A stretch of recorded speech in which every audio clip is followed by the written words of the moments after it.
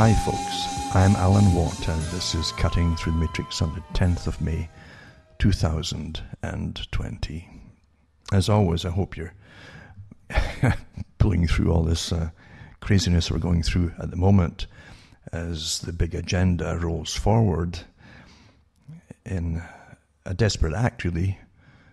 Not the last of the list. They've got a whole list of A, B, C, D, E's to fall back on, but because people haven't really fallen for the whole climate idea and they're not cutting back on their consumption of things and so on and going vegan and they're still having children, some of them, believe it or not. In this day and age, some people are still having children. I mean, live births, that is, you know, and then taking care of them.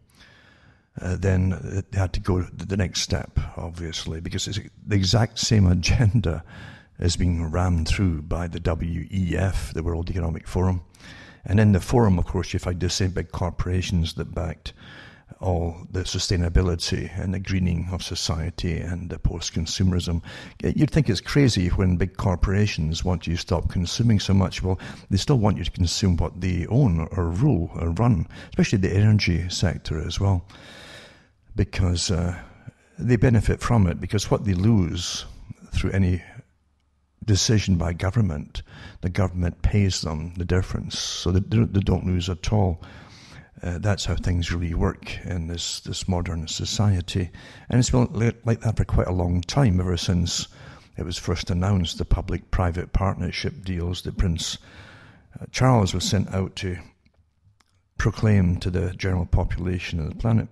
And it was on the go even before that had happened, of course, because they've used this in times of wars, in fact, World War I and II, where the government basically puts major domos in charge of sectors of industry, and they have dictatorial powers to get done whatever they want to get done, regardless of the laws, and they do it that way. Well, it's the same thing happening right now.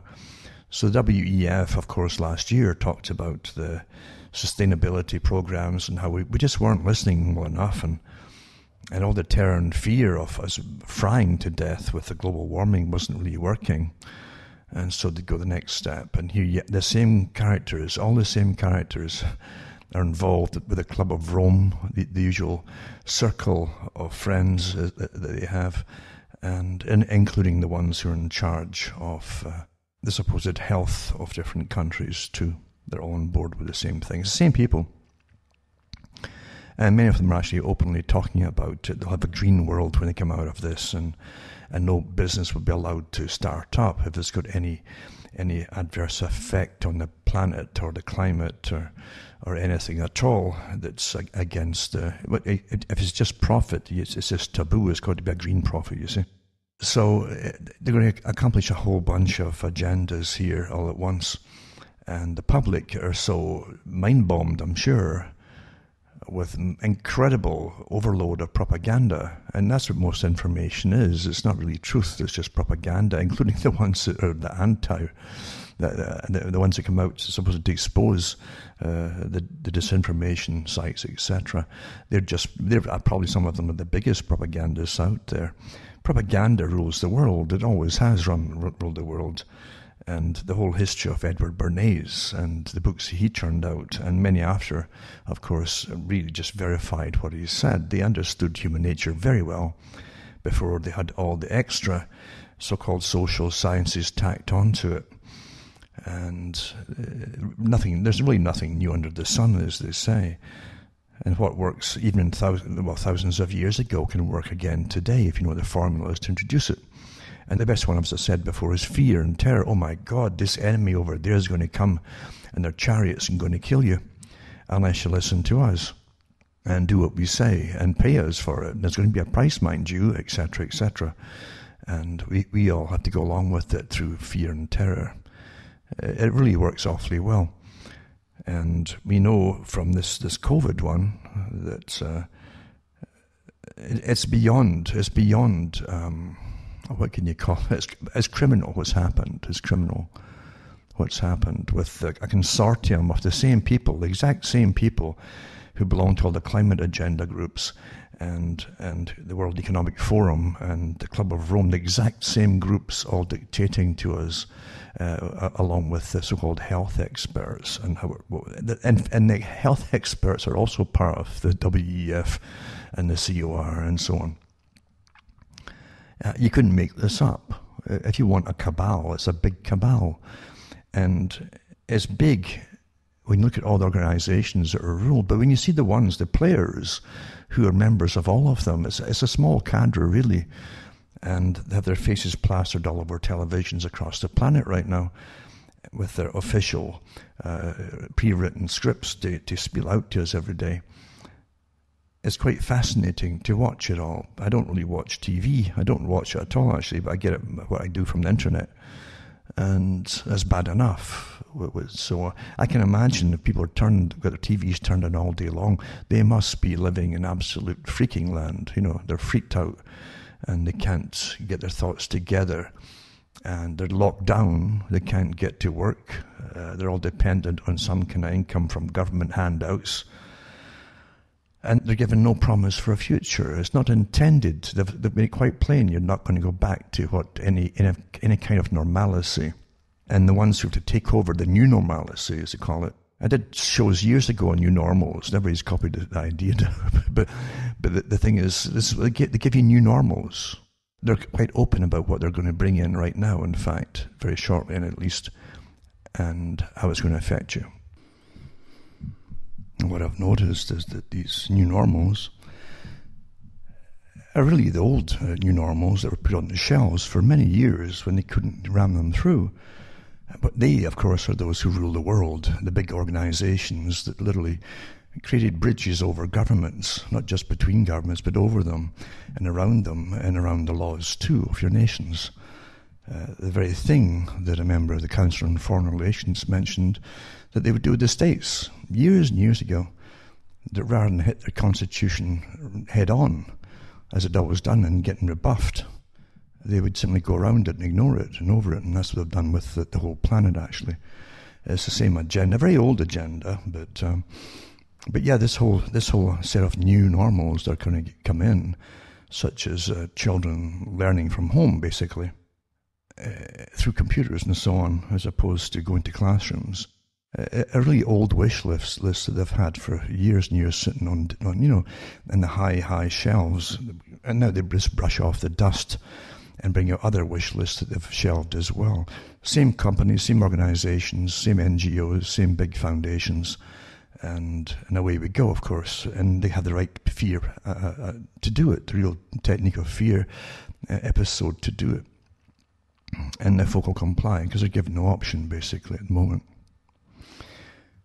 So that's how we're really run and ruled. It's quite fascinating to actually live through it and watch it happening. Where we watch the incredible Malthusian type graphs. That he was one of the first ones to put graphs out. He was an economist, really, for the big banks in London at the time and the government of Britain. And of course, we are human capital. We've always been human capital. We create everything. Marx said the same thing too, and everything comes from labour, basically. So you're human capital for those that own the capital, and you buy everything that they make sure that you need in whatever is the latest modern society you live in. You have to buy new things, and of course, it's gone from cars and TV sets to computers and cell phones and everything else to do with it. So they always make sure they're in charge of all the items you'll need, including, of course, the agribusinesses now. They used to have farms. We don't have so many farms now. They've been put under for many, many years, since about the 40s or 50s, really, from the 50s onwards, to make sure that the big agri-farm businesses own everything. And they, of course, as we all know, old stories, but they collude, of course, they're in bed with the chemical industry that makes the fertilizer and the herbicides and the pesticides. So it all goes together, you see, works together. And the small farms have been getting put under for a long, long, long time. Beautiful, really, because if you want survivability, you want lots of small farms. And if you're looking from the other side of the fence, those who want to control everything and they need a crisis or a wartime scenario, it's a perfect way to do it, is to eliminate ways that people can feed themselves. You can feed yourself, you got less worries, obviously. If you can't feed yourself, you're dependent on incredible modernistic Soviet-type bread lines when you're lined up outside, and even have, as I say, modernized. Now it's all ticker tape and marked out floors and so on that you're supposed to follow, as though it's going to make any difference at all. See, what you've been living through for a long time is something, I've touched on it so many times that folk probably get bored with it. I get bored mentioning it.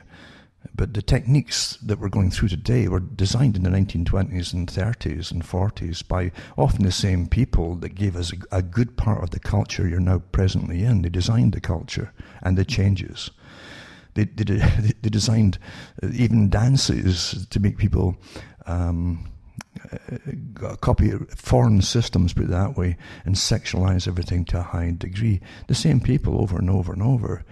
And the same organizations that they actually were funded by and that they worked with. And Bertrand Russell's a classic example because he loved to boast about it in his own books.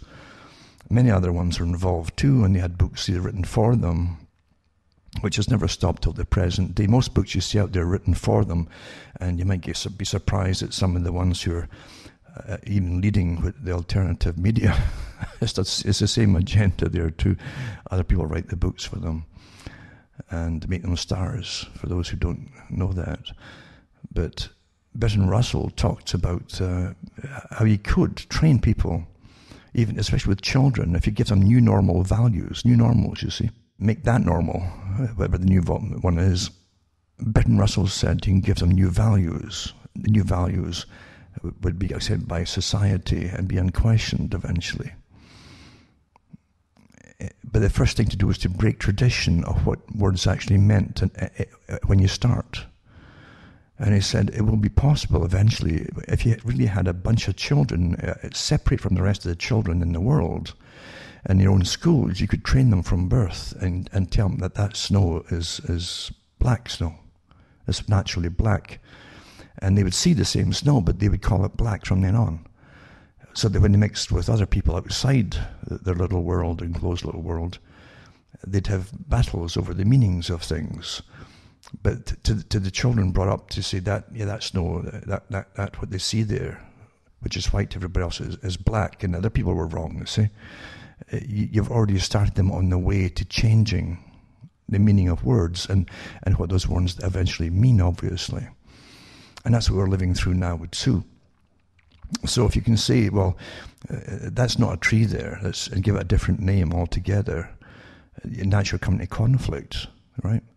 Now, it's even better if you want to do cognitive dissonance, as call it, where you shock people by scaring them about their own sanity, by changing things halfway through normalcy, or your lifespan, put it that way. And suddenly you have to call something else, which is not. Once you start that, and everybody's scratching their heads wondering why it was forced down their throats.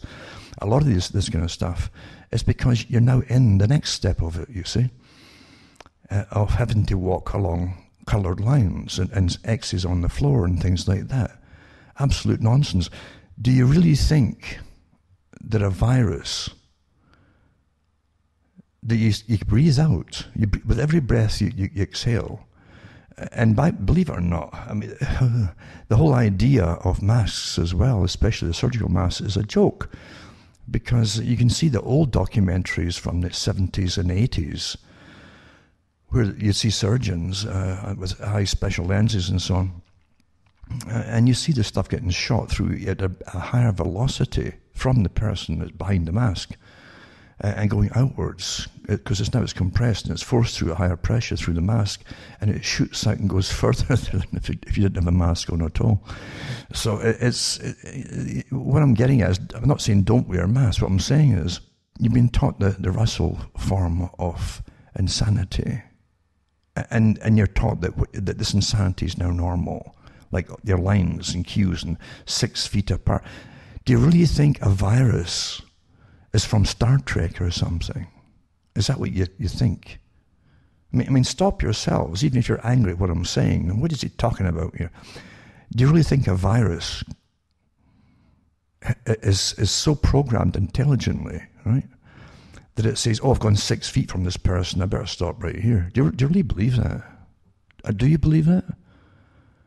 If you have the slightest breeze behind you, the slightest, you won't even feel it. It's going to go 100 yards, maybe more. And especially since it doesn't die off quickly, what on earth is this 6 feet apart thing got to do with anything in reality? It's an idea. It's an idea, that's what it is. Eh? But it's training you into a form of absurdity. And you have all these professionals coming out trying to tell you that this is quite normal scientifically and explain it to you, etc. But it's based on ideas as opposed to reality or factual checking and counter-checking, etc., etc., etc. This is the Russell technique, basically, you're living through. And from now on, I've said, I gave this talk years ago, something similar. I said, when you accept the new normals like this, years ago, but before even the last outbreak in 2009, and long before that too, I said that if you accept them, you have to go through a whole agenda now of everything being made new, every new normal, you see. Now, psychology and behaviorism and the neurosciences are all combined and have been for a long, long time. Studying humans, we are the main sources of study, humans, of course, for our behavior and our natural responses to things too. There's nothing that really is not known about how we'll react. They also have the percentages down pretty accurately of the majority of the public. They knew back in the days of Aldous Huxley, who talked about most people being really hypnotizable or suggestible, extra suggestible. And because they're prone to suggestibility, you said about 60% of the public fall under the spell of a well laid out spiel or propaganda that wants to make them do something or buy something or behave in a different fashion or believe something. So 60%, if it's said by professionals, will grab it immediately and disparage it, you see. Very similar to what Brzezinski said many, many years later in his own books. But Aldous Huxley said that he gives a talk at Berkeley, which you can still get if it's still up on YouTube or somewhere. But he said that another 10%, you see, or even 20% could be done with a bit more pressure and time and patience applied by the person who wants you to do what they want to do. It says you could gradually bring them, just try, it didn't work, yeah, but try a little bit more of this or a little bit more of that, and give it a bit of time, and we'll work on that. And sure enough, you can bring them into the belief of it too, whoever it is, with a bit more time.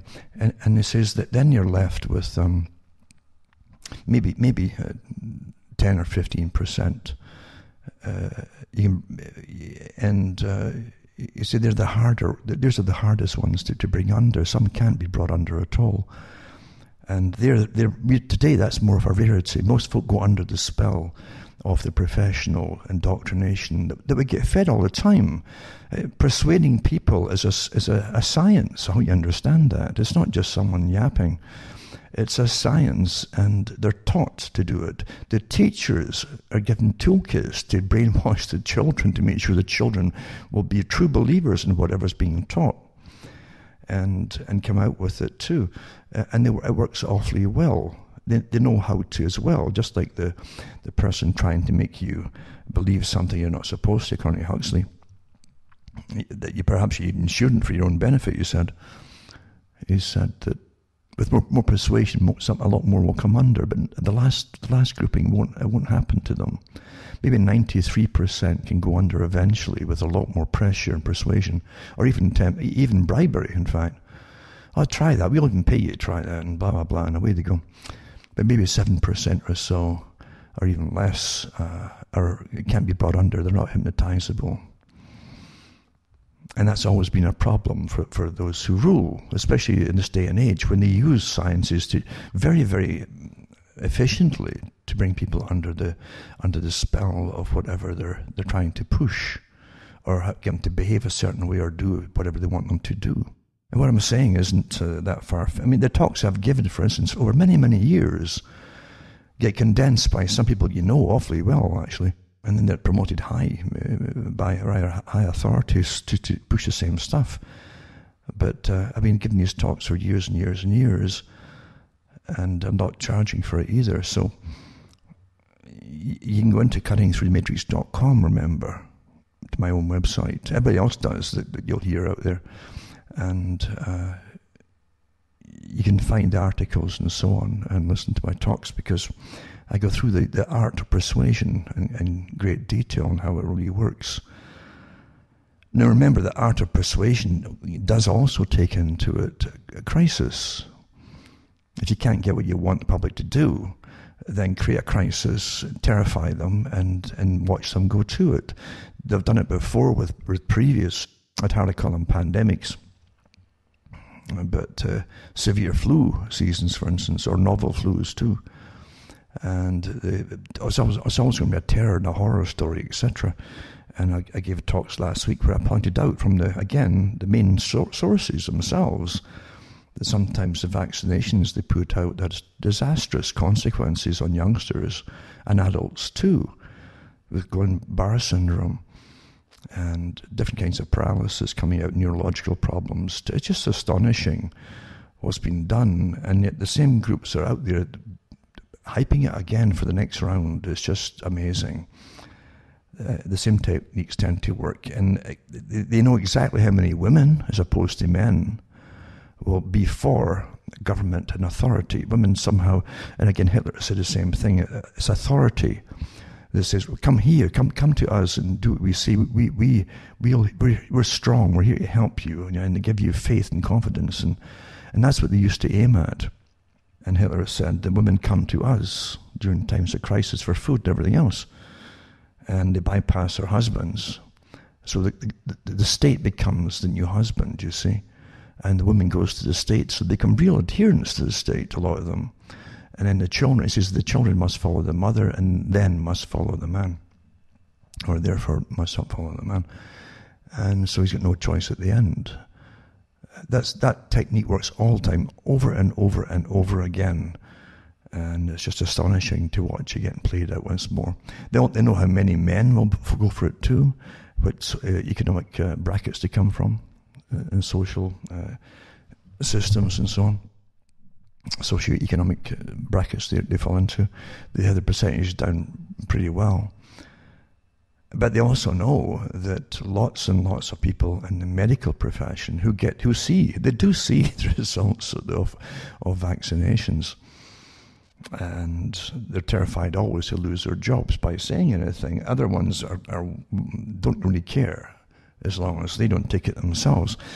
But over the last 2009-10 season, when they tried vaccinations and so on, lots of staff, medical staff, as I've mentioned before, covered for each other by falsifying. That's how scared they are of what they say.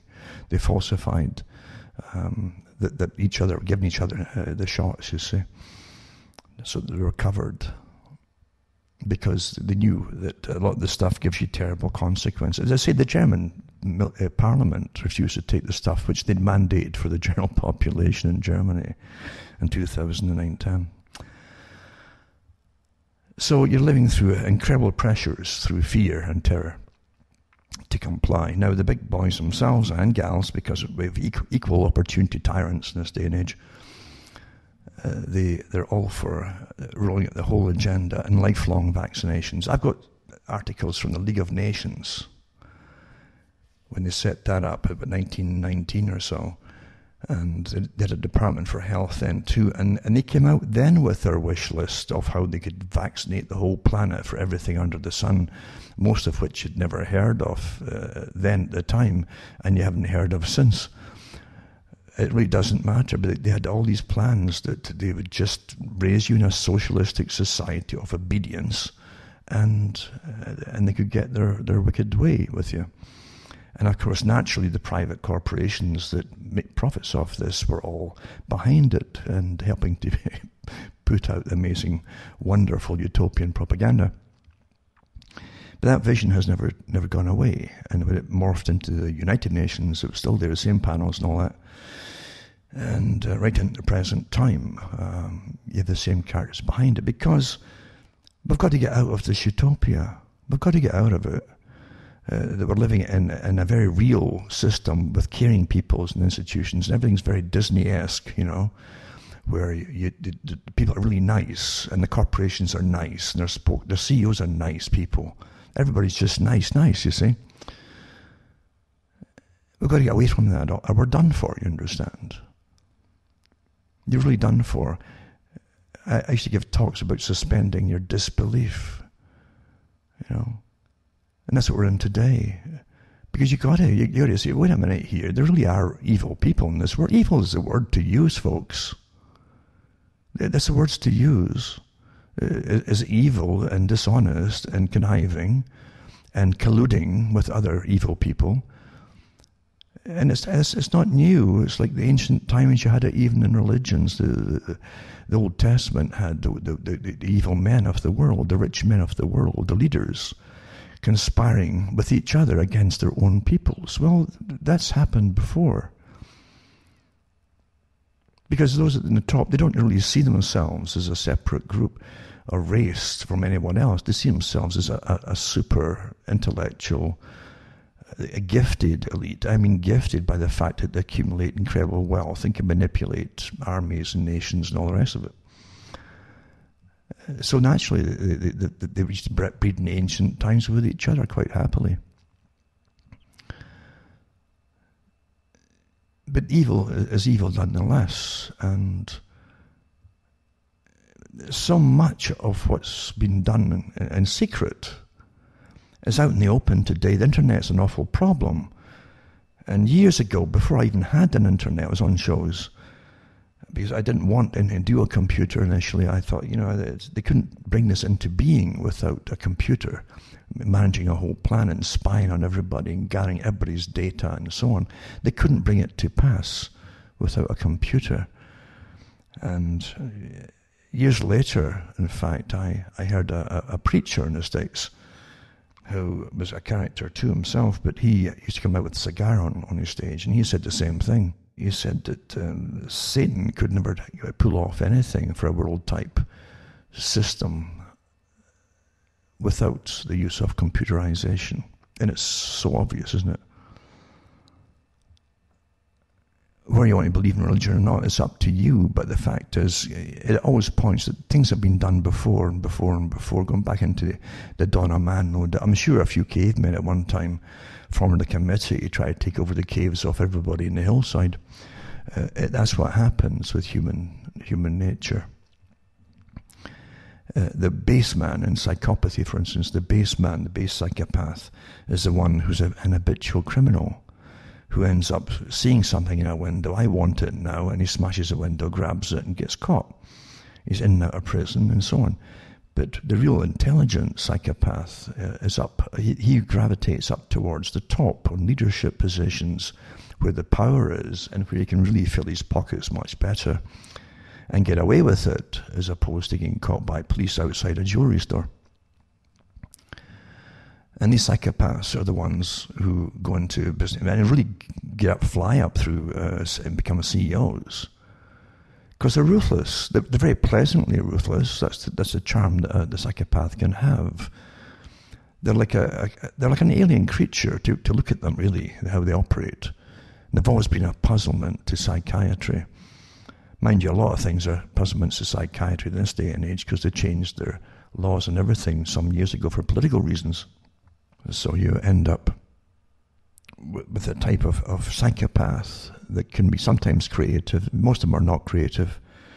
The creative ones go off into tangents, and they're kind of unique in a certain way, but and often are driven towards high art or something. But at least they create something, and hopefully they're not living off government grants, as they are today in most countries in the West, anyway. But the creative ones can often support themselves, but their erratic behaviour still is repetitive. Psychopaths at the lower levels don't learn by mistakes. They'll do the same things over and over again. The higher psychopaths can learn to an extent what to avoid. They might want to still do the same things, but they'll try and avoid them if possible, or find ways to get around them and still get what they want. But they have a great ability for manipulation of other people. They get other people to do all the work for them, for instance. And they'll do the people around psychopaths often worship them. It's just astonishing. They praise them like a god, in fact. And they're like gurus. But they're highly dangerous too. If you listen to a psychopath in a higher position, if a CEO is some big corporation, when he's not at work, for instance, or she, you get some women too who are just as psychopathic, but they can just come out with amazing statements of honesty from their point of view, because they have no reason to hide it at that particular moment, and they often love to boast about things too. It's another trait that they have, but they can be very blunt about things, such as, oh yeah, there's just too many people, they're quite open about it, and they should just be eliminated, yada, yada, yada. Well, these same people, remember, are the people who gravitate up to the World Economic Forum, and they have their special clubs there. And I mentioned before the Lucky Jean Club that some of the well-known people belong to. It's got other names too, naturally, but I'll touch on that tonight. But that's where they all meet, and then the Club of Rome. And then they can persuade governments. They can persuade governments. I think we're so corrupt they probably bribe governments, actually, to basically do their bidding at times and get statutes and laws passed to do with the agendas that they want to carry through. Our greatest danger in this day and age is the fact that for a long time they have built these bridges over us and around us, and bypassed our laws by creating these supranational entities that we don't vote for. But because they've been around for maybe 40 years, some of them, you think they're normal. No, they're not normal. They're artificial entities created to rule us and to get away from this idea of you electing governments who are responsible to you. Very dangerous indeed, because you're now under a system which you can't control. You can't vote people out of office because, well, we've got nothing to do with it. It's this agency that's grafted itself on as an auxiliary to government, in a sense, you see. And that's where we are today with all of this. But what we're living through today, as I've said before, is just the same agenda that's been hammering away for many, many years, from the days of Thomas Malthus. And Malthus is every first year social sciences student gets taught about Malthus, but not to denigrate him, but to actually applaud him. And he's a great man. And Malthus, as I say, was he just hated the people, the ordinary folk. And to him, and as an economist, you either had a function that suited them, or that you're superfluous and you're just you should be eliminated, basically. That was Malthus's idea, and he came out with these charts and graphs that they're still using today. It's very impressive. It shocks people, and works awfully well. And since most folk can never understand them, especially when you present with about 10 in a half-hour setting, maybe 50-minute setting, you've totally confused them, but they'll go along with what you say because they don't understand it. You gaslight them in a sense, and they sit back and their brain shuts down and they're just ears listening. You must know what you're talking about. I don't understand you. You're a professional. I'm not. So I'll take your opinion, and that's good enough for me. That's how things work. It's very simple. It's the same technique that preachers used, in America especially, because they talk so fast. It's the first thing that hits people when they come over. When you listen to some of the TV evangelists especially, they're like superstar Hollywood types. They use the same lighting scenarios as Hollywood. They have massive staffs doing lighting and sound. It's like a big production, like a rock band would use. Sometimes more equipment than a rock band would use for the big one presentations. But they talk so fast and have all Jimmy Swaggart was awfully good with the poses he would do, and he would pose like Elvis Presley with the legs split apart, and the microphone stuck outside in that gesture, etc. Everything but the cape of Elvis. But it was very effective to the people who followed. And you talk at a rapid pace, very rapid, so fast. This is the trick to it too, a lot of them, that you can't keep up with it. Your mind doesn't have time to analyse what's being said, and so eventually you shut down your critical thinking part. The information is going through, it shuts down, and then you sit back and you're downloaded by the stuff that's being downloaded, because you can't keep up with it. And as I say, basically use your sensor part to analyse the data as it's coming into you. And it works very well. It's a kind of browbeating technique, you see. Certain ads use the same sort of stuff. And the other way to do it is, again, by quieter techniques, using more science. And the science is that of persuasion and getting you to come to the proper conclusions about things, the desired conclusions. And you'll still never understand it. But you have this vague impression in your head of these massive graphs. Oh, look at that graph, that spike here. Wow. And eventually you just listen to what they say and you say, well, that's just fantastic. If I invest in this company, I'm going to go up in a spike by the end of about 8 months, and yada yada. Or alternatively, we're all going to die if we don't do this in 8 months. And that's how presentations are worked out for the public. There are sciences. This whole, if you go into the marketing corporations, this stuff is taught to them, how to do this, and how to make people, persuade people to do what you want them to do, or to buy what they want you to buy. Bernays went through it all too. So again, old sciences and perfected by more studies upon human nature. And techniques too of communication. It's all electronic today, in fact. It's incredible. Where else can you get a whole world getting the same propaganda from the same sources during a crisis like this as today? It's just astonishing, about COVID. You'll find that the Fauci and the rest of them and Bill Gates aren't just getting hit in America and the West. It's all over the world. The same people are getting it translated to them. That's immense power, isn't it? And of course, the danger is always, once again, I don't care who's presenting what, and how real something may be or may not be. The danger with when it's unification of propaganda, then there's no counter to it. There's no other point of view. And that's incredibly dangerous. The whole idea of democracy is supposedly based on opposing opinions and debate. We don't have that now because you're in a post-democratic system. And the system is unrolled as your scientific socialism, your scientific elite running the show, your technocracy, an old idea, very old, and that's what's been unrolled basically. Even with the League of Nations, that was really put out in behalf of the same organizations that ruled the old world and the British Empire at that time.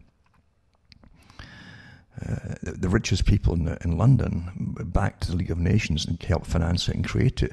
The Royal Institute for International Affairs set up and drafted up everything. The Lord Alfred Milner Group actually were behind it at that time. Then it blossomed into the Royal Institute for International Affairs and had the branches across the whole planet now. The whole European Parliament is the members of it. For the European Parliament group, and the Asian Pacific group too, based in Japan, is still on the go, running Australia and China and other places. So it's incredibly powerful, and they've kept it fairly low key. But everybody who's anybody in government across these nations are all part of the same organization, and in the US is the CFR. So they set up the whole system. They set up the banking system, the League of Nations, they blossomed the United Nations, and they set up the Bank for International Settlements, awfully important, which is coming into its own right now, more so than ever before, because they're the ones who decide on currencies and the value of every nation's currency, according to debts, etc. Remember, it's privately owned, although we fund it to the same, beautiful, like public-private, they own it, we just fund it and pay for its costs. And You also have the IMF, International Monetary Fund, same group that created that too. And they come in as the heavy guys when you can't pay back the loans, and they bring you down to utter austerity to try pay back the loans by cutting your health care and everything else they can cut back on. Folk don't even know that when Maggie Thatcher was in, the IMF came in for a good part of that reign and ran the policies of Britain behind the scenes. Cut back everything. So these are the same institutions, all run by a private company and set by a private company who also brought you the European Union. They drafted up the whole idea for the European Union and helped implement it, appointing the people to be leaders. And they drafted up the NAFTA agreement, North American Free Trade Agreement. It's now morphed into the same deal. Everybody was talking about NAFTA. It became so common folk knew what it meant. And so they changed the name to the US MCA, I think it was called. But it's the same organization running the show. So, and of course the Pacific Rim Group too, it was the next step too after China. So we're well on our way to this integrated world run by the same group. Anybody who's anybody has to belong to these groups. And of course they always pretend that when they go in to become prime minister or president, that temporarily it's just, I don't belong to them temporarily. Well, who's kidding who? But did they take is it taking off your Boy Scout socks or something? It makes you, come on. Of course they're still members of it. And Carol quickly talked about that. He was so proud of it, the fact that pretty well every country was run by them. And every member of parliament at the top were all members of it in the old British Commonwealth countries and in India. And there's the ones who are brought to power by the same financial people. If you've got money, you can bring anybody to power and put any dummy you want in the front. Quite easy to do. And they really don't like, they really don't like this idea of democracy. The Club of Rome, I've gone through it ad nauseum, the Club of Rome, from their own writings, and Limits to Growth and all other books about since then. They go on about this failure of democracy, that they can't get the big agendas through because of folk arguing they don't want it and they decide no. So they don't believe you have the right to say no to anything that they want. It's always been a nuisance to tyrants and nobility, but now it's this big group at the top. I mean, it hasn't changed. And once again, they're out right now with, this democracy idea is just in the way, but we've got to bypass it with the crisis and overrule it with the crisis, etc., for the new system. They want it permanent, of course. But there's nothing new in this. Democracy was a joke. I've read some books put out by acquaintances of Winston Churchill. They all belong to the same private clubs in London, contemporaries and peers of Churchill, talking. They used to meet even during World War I and discuss, and over their brandies and the cigars and so on. But they would discuss. Even when they were getting bombed by the Zeppelins in World War I, they could hear the explosions in the distance, but they're chatting away about the future and all that. And they were talking about this joke that they didn't even treat seriously of democracy. And Churchill made quite a few statements about democracy, those behind it, and yada yada yada. But they would use it, but they knew it was a joke, especially in Britain, where the Crown, everything was owned by the Crown. The police are owned by the Crown, the Army and the Air Force and the Navy is owned by the Crown. Your post offices are owned by the Crown. Everything's the Crown. And the Commonwealth countries are the same, still are, by the way. That's where they swear allegiance to. There's never a mention of serving the people, anywhere. It's always to the Crown, which is so it makes everything, the whole farce of democracy, exactly that. It's a farce.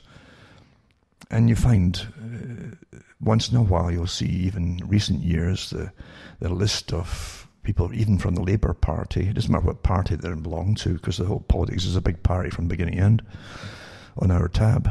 But even in the Labour Party, they all want to get knighted. Britain's had top Marxists knighted by the Crown. Why do you think the Crown would knight Marxists and revolutionaries that supposedly would be there to tear them down and abolish the Crown? I'll leave you with these little puzzles.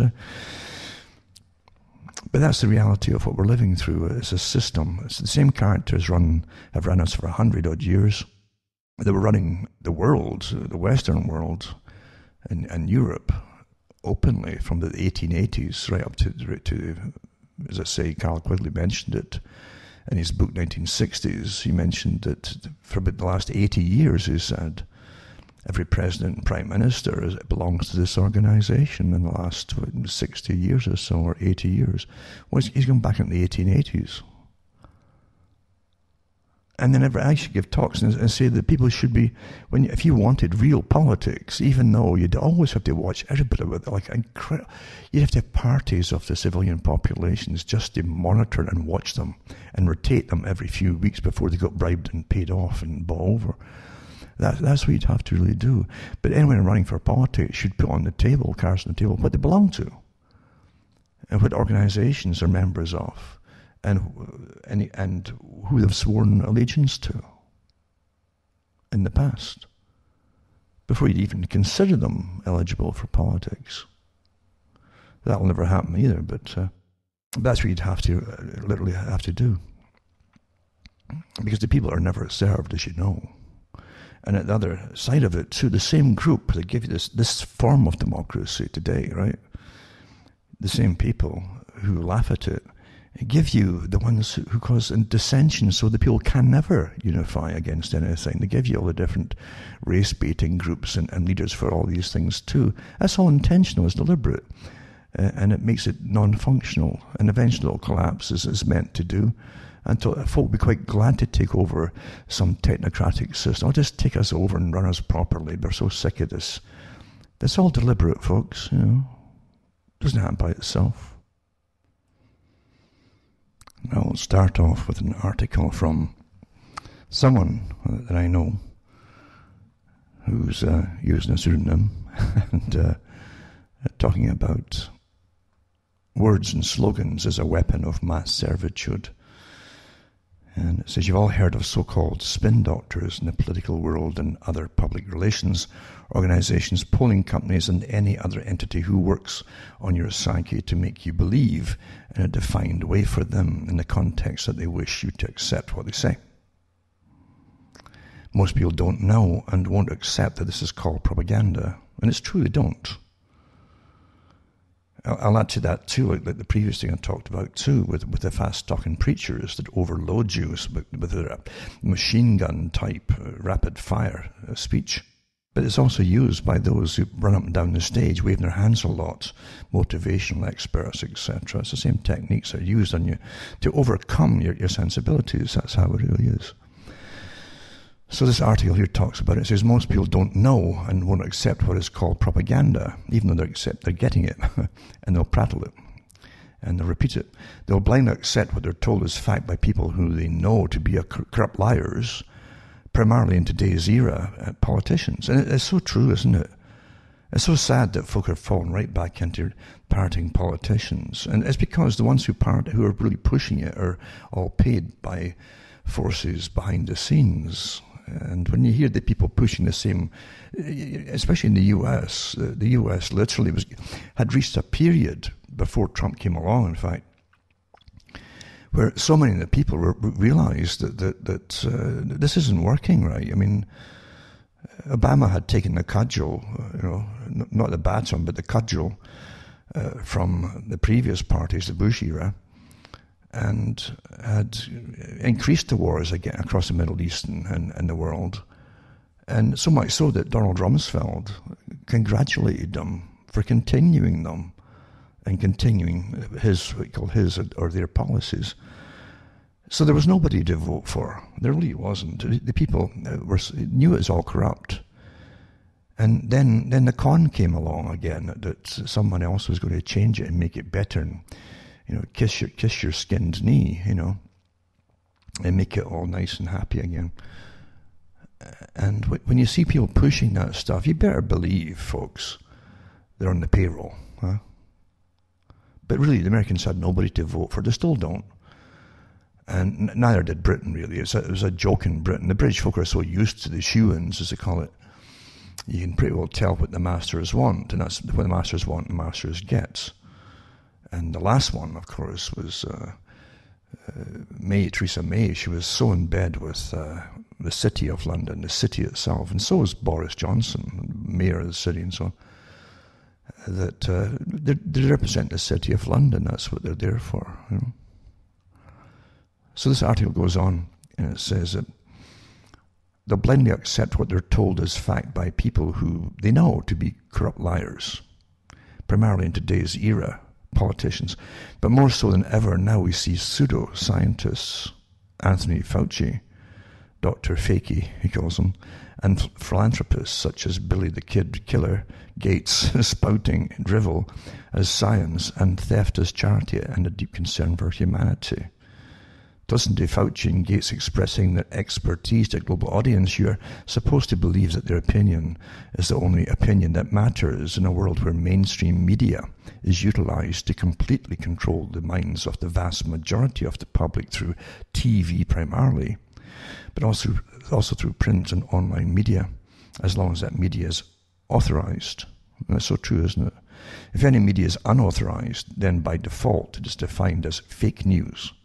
Because if you don't agree with a tiny gang of talking heads who are on every TV channel in the world, every single day simultaneously throwing out the same sound bites, you can't possibly know better than those experts, regardless of the fact that the facts negate absolutely everything they say. Doesn't matter if you use official sources of information or even their own words to counter their propaganda they promote. You can't possibly be right and will be ridiculed and denigrated to the world of a conspiracy theorist. Then he goes into conspiracy theory. Of course, that came out after the Kennedy assassination. The CIA came out with the phrase, actually, of conspiracy theorists. And so if it's not authorized, it's got to be conspiracy theory. It can't be an alternate opinion about something. That's conspiracy theory. And that is meant to ridicule anybody that's not authorized to say anything. This is tyranny, folks. Again, back to democracy. You're supposed to have opposing viewpoints by various segments of society, including, which really means the public, right? But you're not getting any of that at all. You're either on board with it or you're a conspiracy theorist. And when you look at Fauci and Bill Gates and a whole bunch they're all as one clique, you know, who are in charge of the health systems across America and a good part of the world now through WHO and so on. And they're in charge of that, and they're in charge as well of the Fort Detrick place as well as Fauci's articles with the Cancer Institute, where he joined basically with Detrick 8 years ago. So he's overseeing all these institutions that are bioweapons labs and so on. You just can't get away from the association with vaccine companies and a big pharma. It's impossible to get away from it because so many of the people involved have incredible shares, or they own some of the companies. This is true fascism, folks. It really is. You know, they can't even go and try and even pretend that they're independent thinkers and scientists. It's a joke because they're certainly not. Far from it. But yeah, they use these words and slogans that are repeated and repeated as though it's all the truth, you know, until it becomes the truth just because of repetition. It's rather sad what's happened, but this article is worth reading. I'll put it up anyway. Remember, I put all these articles up at cuttingthroughthematrix.com website, and some of the people who put up my talks later don't have room for some of the links I put up. So remember, you can always go to cuttingthroughthematrix.com and get the links there. I do the work for a lot of different people that eventually use it, never mention me. I do all the work themselves. They have nothing else to do, just go for the links, basically. So I'll put it up and read for yourself. Also, this article here, a Nevada nurse who came to New York City to work on the coronavirus front lines claims minority patients are being murdered. That's what I think that's one that I've seen too. by negligent doctors misplacing ventilator tubes and giving unnecessary defibrillation, but nobody cares. I'm sure it's the same one, probably. But this isn't the first one to talk about what's happened in New York. They're so freaked out in the hospitals. They're pretty well putting the ones that come in straight on the ventilators, which you get more risks with ventilators than you could ever imagine. And again, there's many people in the medical profession who will say this, it's killing them. Well, it kills a lot of them. And even to use them properly, if you have the proper ones to use in the first place, and it's necessary, you have to know folk who can actually use them properly. They're very sensitive. Your lung tissue is the most sensitive tissue. They're so thin, and the little sacs, alveolar tissue, is so thin. It doesn't, especially when it's inflamed, it doesn't take much pressure to bust them. And hemorrhaging occurs, then you get clots and all the rest of it. And that's all happening. But the staff themselves aren't going in as often as they should be to see each patient. They're isolated, basically. And really they're neglected until a lot of them are dying. That's the claims that are being made in coming out of New York City. Absolute panic by the staff themselves. You know? So, and the thing is too, that there's no doubt about it, there's a lot of different groups that are overweight. They have lots of other health problems. Diabetics, very overweight and diabetics, and they also have high blood pressure and a whole bunch of problems. So they're high risk indeed when they catch this thing on top of it all. And then you really have to have folk that know what they're doing. You might think that folk who are the staff, it doesn't matter if they're doctors or nurses, are all capable of managing this, but they're not. And I think some of the staff up, or the ones on YouTube, actually mentioned that there are good ones and bad ones. And there are ones who it's not their own fault. They haven't really had that kind of training, even in their training courses. And in their practical courses either. Some nurses go straight into certain areas and they've never done this kind of stuff before, and then they're plunged into that. They're dealing with intubation and all kinds of things, and they don't know how to do it. And a lot even the medical males and female doctors are in the same position, Anyway, disaster happens, but apart from this terrible chaos coming out of New York City, the hospitals there. Judging from folk who've come out openly and talked about it, who are involved in it, So, the one I think with the defibrillation is probably other ones getting the same problem. Because you went into heart block happens, and you really, when you have a problem with the heart, it could be a little infarction or whatever, but when it happens, your heart automatically, just like an automaton, goes into beating at 40 beats per minute to keep you going. It's like a safety thing, a safety program, you might say, kicks in. And what you don't do then is defibrillate at that particular time. There's other ways to get them back up again through medications and stuff, but defibrillation can just stop it altogether. But yeah, I know what she's saying here. It'd be a heartbreaking to watch somebody do this, and there you go. But yeah, so there you go. As you speak out in despair, 37-year-old Nicole Surotek described the work at the front line as like going into the effing twilight zone, and told of hospital units in such disarray that she was once assigned to care for a patient already in a body bag. Completely chaotic. She says they're not dying of COVID. She says, yes, people are going to die of COVID. I know this. I'm not like a new grad student, but I'm literally saying they're murdering these people. And nobody cares because they're all minorities and we're in the effing hood, and that's not okay. Neighbourhood, I guess. Remember, you got a lot of folk too that's, as I say, massive medical problems. You've also got people whose immune systems are shot for other reasons, Lots of problems all involved, and this thing is just hitting them fast. But it's also the treatment or the lack of treatment or the wrong treatment that can help fish them all the quicker, I think, actually. But yeah, I think this one or another one said that they're basically ventilating everybody comes in. And that's the wrong thing to do, of course. Now, this other article here, when I way back to the beginning here, I've got a whole bunch of stuff. This article is called COVID-19, the big pharma players behind the UK government lockdown. And it starts off as Vanessa Beeley, 6th of May 2020. And this is to achieve world government. This is a quote. To achieve world government, it's necessary to remove from the minds of men their individualism, loyalty to family traditions, national patriotism, and religious dogmas. Dr. George Brock Chisholm, who served as the first Director General of the World Health Organization from 1948 to 1953. Awfully important, because they haven't changed. I've got quotes, actually, exact same quotes of the ones who are there today, saying the exact same things, same quote actually. Because remember, the WHO is part of the United Nations idea set up by the private organization that ran the British Empire at the time.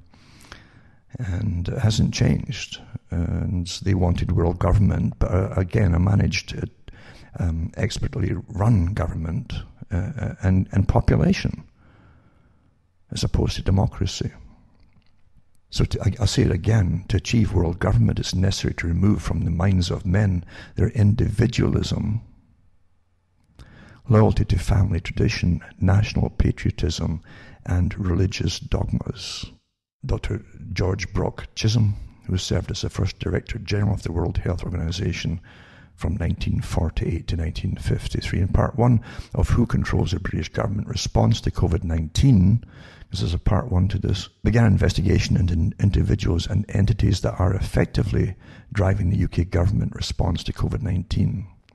In part two, I expand upon the big pharma and artificial intelligence links already identified, and will introduce new connections that appear to have considerable bearing upon the UK government's COVID-19 strategy, and will expand upon the Bill Gates connections to the various organizations that are advocating global immunization.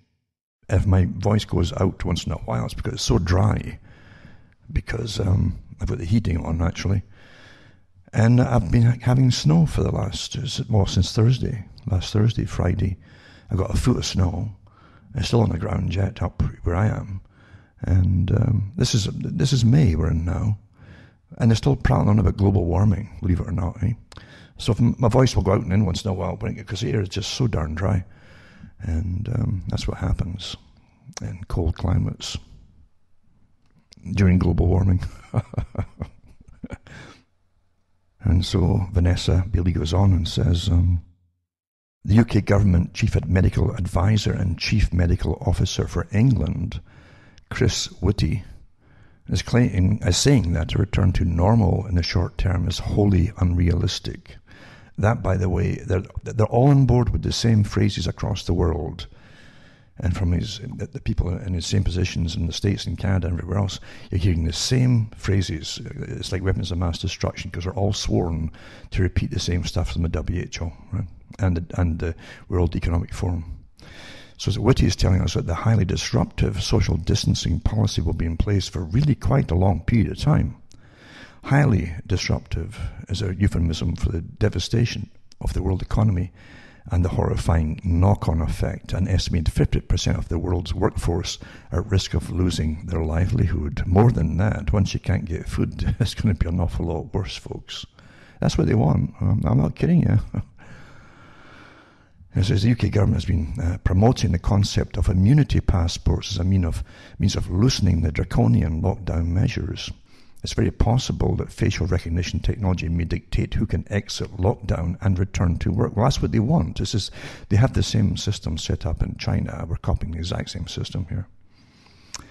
To get a passport, individuals must upload an image of their face to the app along with their ID, passport or driving license. They're then tested to ascertain if they have had the virus and developed immunity. The app will then generate a QR code which the employer will use to verify ID and immunity before allowing the employee back to work. You're going to get the same thing going into stores. I mentioned this in 1998. Alarms would go off if you weren't up to date with all your vaccinations and so on. I did. Yeah, it's still up there. The UK Health Services Innovation Agency has called for businesses and technology experts to submit their ideas for providing immunity passports. Companies currently making proposals to the UK government include OnFido. I guess it's quite good. It's like dogs. You're the dog. They whistle for you. OnFido. Yoti, ID No, OCL, and Identify. These UK government track and trace plans still face various obstacles, including the questionable accuracy of some of the antibody tests. It doesn't matter about facts, you see, but what's their agenda at work? But the spectre of increased surveillance and government control over the workforce and many other aspects of civil liberty looms undeniably on the horizon. Well, they've had these plans set to go. They just need the right crisis to put them into action, you see. As I pointed out in part 1, it's no coincidence that the Oxford University startup, Microsoft-funded facial recognition firm OnFido, again, that's has recently raised $100 million, now $200 million, to boost its ID technology to enable the creation of immunity passports, according to an interview with OnFido CEO Hussein Kassi. The firm had previously offered a service that automates background checks on prospective employees before they're accepted for work. Well, they can keep it for themselves, because I'm damned if I'd ever use anything like that. I guarantee you, I will not be a slave to their electronic prison. And that's what it is. It's got nothing to do with what they're talking about here. They had this ready to go, regardless of what happened. Had it set to go years ago, how to get everybody tracked and traced and going for they need a good crisis. Well, here it is. And a more recent article proclaims OnFido in talks with government about systems to help Britons return to work, yada, yada, yada. The team behind the UK government COVID response, it's to do with Imperial College and Professor Neil Ferguson. This guy is, I remember when he first got put in there as an advisor to Johnson. Everybody was shocked because the guy's got an awful record to start with. Far left, like total. Well, he's a technocrat, and technocrats believe in efficiency, and this darn democracy should get thrown out the window. So a good crisis, he's a crisis man, and he really he should get awards for Malthusian awards for creating the best graphs ever of pure fiction. It takes amazing imagination to create these kind of graphs that he's so used to doing. He's been wrong with so many things in the past, you know. With previous the flus in Britain, and he was responsible for pretty well the whole animal meat industry of Britain getting slaughtered years ago. Really, with the mad cow scare. I did the talks at the time about it, and it's horrific. They had the pyramids of cattle and pigs and all, pyramids on fire. That's what they did with them. Pyramids of these animals. Millions of them were slaughtered like that. And they just burned them.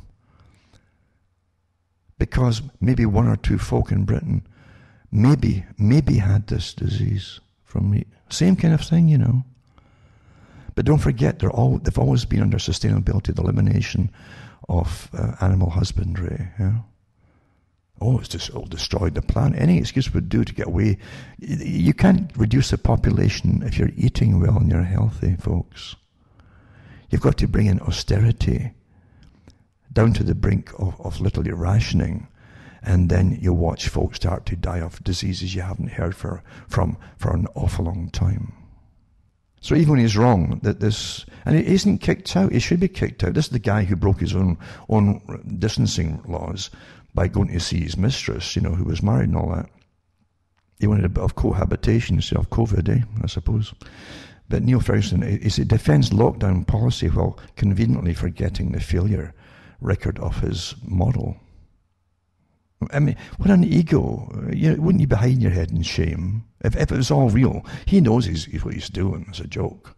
But that's what his job is to help get this agenda going.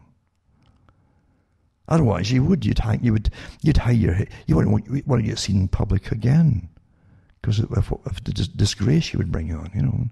No. So in a recent interview, he defended his COVID predictions, which now appear to have been greatly exaggerated. And he says Britons can't completely go back to normal until we have a vaccine. They all say they're all on board with the same parrot and phrases. The vaccine. The one from Korea was the same thing. He went through the disease pretty well, actually, as a doctor. But he's in charge of their response team in Korea for the WHO. And he's saying the same, it'll never be over until we have a vaccine for it. Well, none of the vaccines in the past have ever worked, folks. So why do they want to pump something into you? And even though it's spiking and it's starting to disappear, that there's some amazing theories about it coming out now. But it's true that it's just suddenly it had the same kind of spike like they had in China and different places, and then suddenly it is just going way, way, way down there. Even in the countries that didn't have the lockdowns. Rather interesting, eh? But it doesn't stop guys like Ferguson, because that's why he's there, folks. He's just for sustainability, population reduction, all the usual stuff. Why would you trust this guy who's been, every time he's been pulled out the bag, he's just been completely wrong on everything? Then you have this other guy, Ferguson H1N1 case study, Patrick Vallance of GlaxoSmithKline, the big pharma company. And they go back to 2009 and Fergus on Imperial College's analysis of swine flu back then, right? And they claimed this virus would take the lives of 65,000 people in the UK. In the end, 457 people died from the virus. This is Ferguson, along with Patrick Vallance of the company. There's a bit of a difference here. This isn't like, oops, I ordered 2 dozen eggs and I only got 23. 65,000 versus 457. This is in response to the threat of swine flu. Big pharma giant GlaxoSmithKline developed a pandemrix, it's called pandemrix vaccine, with disastrous consequences. And the link is for it too, what happened. It's official, this isn't a made-up theory. An alleged study of 60 patients who suffered brain damage as a result of the vaccine were allocated £60 million. The links are all here, folks, in compensation by the UK government. Most of the victims were children. As one report has it, it was subsequently revealed that the vaccine, pandemrix, can cause narcolepsy. That's true. It happened in Australia and different countries in New Zealand and parts of Europe. Narcolepsy and cataplexy in about 1 in 16,000 people, and many more are expected to come forward with the symptoms. A lot of them actually will start feeling tired for the rest of their lives and never figure out why. It doesn't stop Ferguson, no. I mean, wouldn't you hide your head in shame unless you're a real tyrant, eh? This is a later British Medical Journal report deemed that GlaxoSmithKline and health authorities had failed to warn the public of the vaccine's alarming safety signal. It was developed by the company and patented in September 2006. Pandemrix contained a flu strain recommended by the WHO. And after reports of brain damage began to emerge, the WHO revised their advice to urge restricted use for people under the age of 20. Pandemrix is no longer licensed for use, but at the time Gordon Brown-led Labour government had granted GSK, that's the company again, indemnity. So you couldn't sue them. Well, I'll tell you, anybody who's advocating mandatory vaccinations, folks, you must get it in writing from your prime ministers and presidents and stamped by their governments that they'll take responsibility for causing the damage to you or your children and pay massive sums because they mandated that you take this stuff. And so you have the right to sue them, and you will have they'll agree to it, right? And the same with the company, you'll sue the companies as well that made the stuff. If you want to go along with it, and let's see what happens then, whether they're mandatory, eh? You understand, it's not meant to be, what they're doing has nothing to do with this particular illness that's out now. They want you to get annual shots and boosters for every disease under the sun. That's in their agreements, the WHO, and their wish lists. And once you get this immunity passport, you'll go all the way with it. I gave this talk, as I said, back in the late 90s, when they were trying to push the same thing with those particular flus. Then, and then into 2009 again, I gave the same talks, because I've read all their articles, I've got stacks of data from them. They're not conspiracy theory sites, it's their own sites, the WHO and all the organizations associated with them. And here you go with it, folks. You're now on the property, like a farm animal, of your betters, the technocrats who have decided that they own you, you understand? And they'll punish you if you don't go along with it all. And it goes on too to talk about other companies and so on. It says, well, Valence and UK governments are favouring AstraZeneca in partnership with Oxford University to fast-track vaccine development. The GSK is also in the race. It's working in collaboration with a coalition for epidemic preparedness innovations. Very important, that CEPI. You'll look it up yourself. All these organizations sound very official, but remember, they're all run by these private corporations and associated groups with them. It's aimed at helping the global effort to develop a vaccine for COVID-19. The UK government has invested 50 million, they've thrown 50 million in CP to support the rapid vaccine and immunoprophylactic development against unknown pathogens. Bill Gates was one of the original and most influential sponsors of CP, and she goes on with more details on that later. It is so in depth, you understand, that this is not conspiracy stuff. Everything is checkable, you can check it all, it's factual, and it's not from little strange sites or whatever. And it just sticks to the basic facts. I mentioned before, don't go off on other tangents here, of other things that could contribute to the 5G and everything. Everything's got its own area. When you're threatened with a completely new way of living because of what really hasn't been anything near what they claimed it was going to be, then a big agenda's at work, and you have to all come together and work on that one part of the agenda, one thing at a time, eh? That's what you do. If you don't, there's counterintelligence involved that's getting you off the topic. And once you're divided, there's no unification in the voicing of your protest to anything.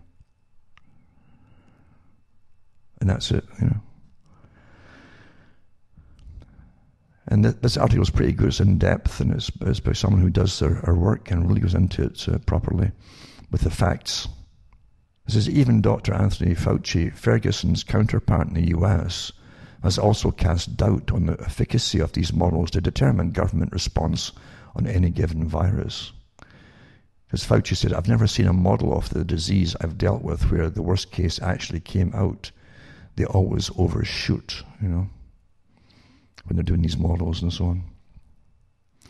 The fact that Ferguson ploughs on regardless and without any reference to his appalling record and disastrous consequences of the British people suggests that he functions largely as an outreach agent for actors with vested interests who are exploiting him to keep... They're not exploiting him, he knows what he's doing, to keep the government on track with their own profit-driven COVID-19 campaigns. And it's not just profit, it's for a whole new way of living and being managed by experts for the rest of your lives, from birth to death. That's what it is.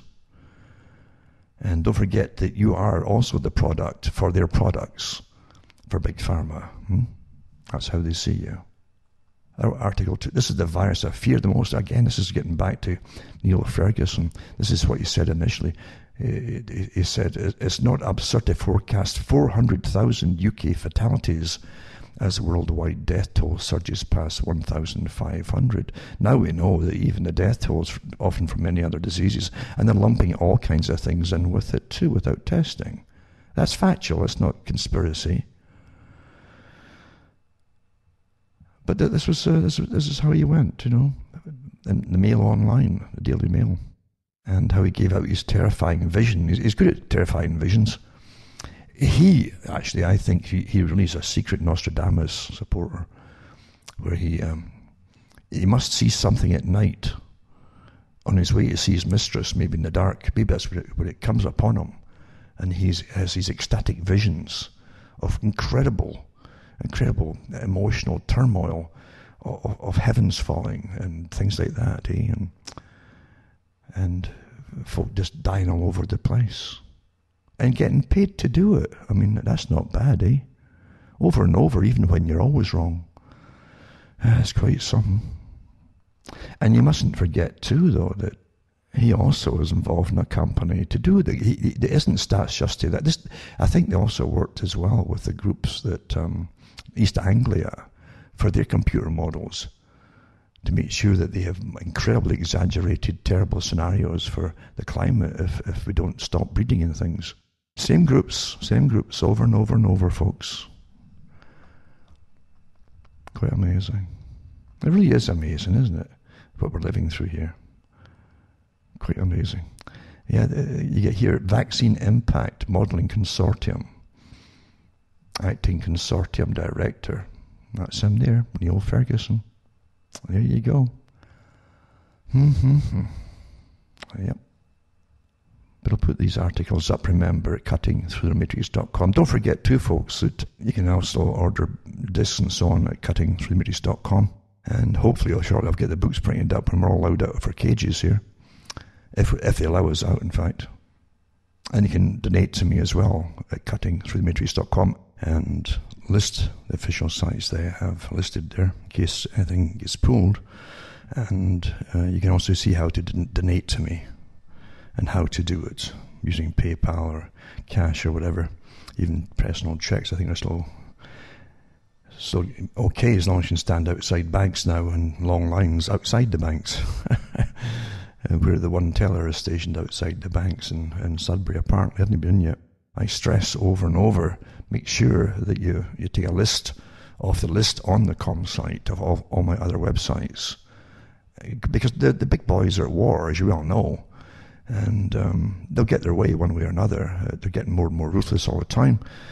They came out with this during the planning of this whole episode with their test down at Johns Hopkins University. They came out even then, the step by step, how they'd manage people who would dissent from it, how they'd initially just blacklist them, get them off social media, then they go to fine them, and then they go in prison them. That's where it's going. They're determined to make, this is their big push now. They can't go back to try to persuade you to stop eating and stop buying things and stop even once in a while, the ones who want children, the few that want children, actually having children, they're not going to allow you to have that anymore, you see. You understand, this is a religion. It's beyond a religion. It's a fanatical religion for these families. They're intergenerational. They've been pushing this since the days of Thomas Malthus. You know? When Charles Darwin came along, that was their champion. Because they're trying to again put science into why they should start culling off the useless eaters in the population, you see. And Darwin, with his theories, etc., for the betterment of the race, and his theories about what would happen with the wrong types of people coming into the race, he gave them that ammunition, you see, and that's why he was their champion. Even though most of the stuff, as you probably know, was just taken from Wallace, who was the real guy behind it, and Darwin stole it all. The Royal Society was quite happy with that. Big story there too, but it's amazing how it goes down through the ages. The same techniques used, employed by the same people, and the descendants of the same people. They still have the Eugenics Society on the go. They've changed the name a few times, and one of the top people at it, of course, was Julian Huxley, who helped found Planned Parenthood and UNESCO. Anyway, back to what we're talking about here. Now, here it shows you too, this is a big agenda. Again, big agenda, a must-be agenda, right? Because they really mean business now as they go forward and unroll each part of the same agenda that they discussed at the meetings and the practices that they had for coming pandemics, until eventually they lock people up for saying something which is unauthorized. Because we don't live in democracy. You're not allowed your own opinion today. And the last thing they want are for people to listen to all sides of everything, and taking all that they hear and can analyze and check out for themselves.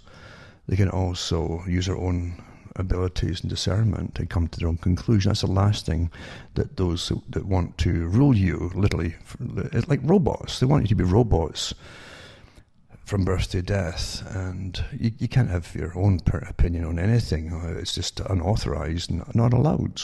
This is Big Brother on steroids, really. And really under a scientific guise. It's so beautiful.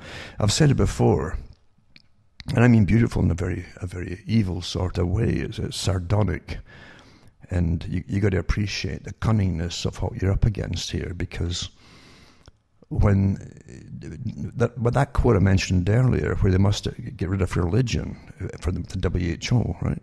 It's in the way. Huh? It's in the way, you see, and against what? Well, one thing was vaccinations. You can't. My body's not yours to do what you want with, obviously, and I got to see. Not if you use logic and common sense, and even say, well, if a woman has a right to her own body, and she can do with it what she wants, and you can't make her do what you want her to do if you're some sort of control freak. Then it should be the same for vaccinations or anything else for that matter. If it's good for one thing, it's good for something else. And for people who want to inoculate untried and unproven stuff into your system, and make you and give immunity to government and the manufacturers for any fallout and disease and ill health or death, come on here, huh? Come on. Once it starts, it won't finish. It's going to cause mayhem and disaster for people. I've no doubt at all about that. And so you've got to think for yourself and don't fall into their traps. They've got you. They've got you, you see. Again, getting back to one of the first articles I read tonight, to do with language and words. But they've got you using their own vocabulary. Once they've taken religion from you, you don't have a God-given right for anything. They laugh at you. And so you're left with what? Trying to debate facts. Well, it doesn't matter what you debate with the facts. Facts don't matter when there's an agenda at play. But you're left using their terminology. And guess what? Well, who are you? Huh? You see, you've already put yourself into an inferior position. And they'll simply rule over you in the courts and say, well, that's that then. You know nothing about it. And the professionals do. And you can't argue using their terminology, obviously. You've got to use your own terminology or God-given terminology, which is no. No. You're a unique being, a creation in this world, and it's not their right to do with you as they wish, for any presumed real or fake reason, So anyway, that's really what it's about at the moment. And yes, isn't it astonishing how they can keep on hammering folk, call them anti-vaxxers, when there's folk being damaged before from vaccinations, and it's admitted so in official documents. It's not hidden. You can dig it up quite fast and easily, and from the authorities themselves. And yet here they go again, the same kind of thing, eh? Huh? There you go. So anyway, that was that article, as I say, with Mr. Ferguson and his amazing predictions. The guy's an optimist. He believes in big numbers. Both he and Bill Gates have the same thing. Bill Gates is better at it. People who have taken all the different lectures and training and the techniques of almost psychodrama, you see, it blends in with different techniques and linguistics, psycholinguistics, but they use their arms and way over-exaggerated gestures to emphasize every word, to make it seem that this person is speaking to you is very important with the big gestures. Everything he says is bigger than real life, you see. And you get kind of sick looking at this technique. I do, And it doesn't impress me at all. It's kind of like the rap artists. I mean, he's missed his cue. He should have been a rapper, Bill Gates. Because the rappers used to fling their arms out in front. You've already seen them, fling them out in front, and people would jump back as they're trying to speak. But he's doing the same thing. We've moved on from rap, folks, and Bill Gates should learn that too. Because we're not impressed at all, really. And then you go on to this one here, and it's before lockdown, again, this is not conspiracy site here, right? And it says, before lockdown, Britain quietly downgraded the status of the virus threat. Well, they didn't tell the public, at the time, And, but this happened, again, it did get downgraded. This is the Washington Times. And it says, so just days before UK Prime Minister Boris Johnson announced a nationwide lockdown to contain the coronavirus epidemic, health officials in Britain quietly lowered the official threat level for the pandemic, saying the COVID-19 virus did not meet the criteria to qualify as high consequence infectious disease, HCID. And it says UK health, so they tentatively identified COVID-19 as an HCID in late January. In late January they knew this, but they've locked down the country ever since, and the rest of the world's followed suit, right? Because what Britain knew, every other country knew too, especially the US, Canada. So they knew this in January, late January. But said in a March 19 statement it was rescinding its interim decision. So they waited all that, because they wanted a total lockdown, they wanted the pandemic, they wanted to shut down the economy, they wanted a whole new way of a whole new world order coming out of this. You understand? That's the reason for it, folks, since they knew it and reclassified it in January. Huh? You're starting to get the picture here. This is not conspiracy. This is stuff that's been admitted to, and the documentation is here. The UK health officials had tentatively identified as an HCID in late January. It was based on consideration of the UK HCID criteria about the virus and the disease, with information available during the early stages of the outbreak, the statement said. I love how they just give you statements. And no one's going to put their name on the statement, because, well, they don't fire politicians or bureaucrats, you know that. Bureaucrats are lifelongers, like the Yes Minister series. Now that more is known about COVID-19, the public health bodies in the UK have determined that several features have now changed. In particular, more information is available about mortality rates, which is low overall. And there's now greater clinical awareness and a specific and sensitive laboratory test, the availability of which continues to increase. Said in a statement, a government body that deals with pathogens agreed that the virus didn't meet the HCID designation, but also added that the risk to the UK from the outbreak has been raised too high. 5 days later, Mr Johnson, who critics say was slow to respond to the global pandemic, said in a national address that Britain's faced a moment of national emergency and ordered the UK residents to stay in their homes and limited public activities and non-essential businesses for the next 3 weeks at least. Well, what's happened since then? Through Wednesday morning, according to government figures, Britain reported 9,529 positive cases of coronavirus out of just over 97,000 people tested, and 463 virus-related deaths. And again, the suspected virus deaths and not confirmed, along with confirmed, or blah, blah, blah. It's just a joke. And even the flu ones are getting mixed in with them now too, as you know, as they go into this panic and won't try to jack the figures up. Skeptics of the severity of the virus have promoted the March 19 move on Twitter as proof that doomsday scenarios and severe economic measures being implemented worldwide are an overreaction. No, it was planned that way. They knew it in January. Huh? And then the lockdown after that, the people that locked them down to get the economy on its knees and bailed out all the big corporations that are part of the WEF, the World Economic Forum, that's all for this new system they're bringing in. Huh? Don't you start to get it? And sustainability and austerity and all they even say that the World Economic Forum will achieve all our goals that were put down under sustainability through this. And so is the Club of Rome. You'd have thought the change would be reported. One British poster tweeted, I wonder if they've agreed not to say it, not to, so that people will still take it seriously and comply with lockdown. So it goes on and on and on, as I say. But there you go. They knew in January it was way over-exaggerated, and still they locked everybody down afterwards. So there you go. And this article's pretty decent, actually, this one here.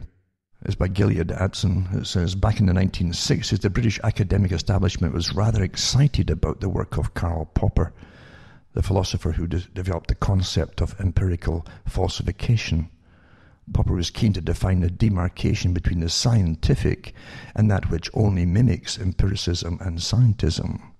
A theory, according to Popper, can be considered scientific if and only if it is potentially falsifiable by experiments or its predictions.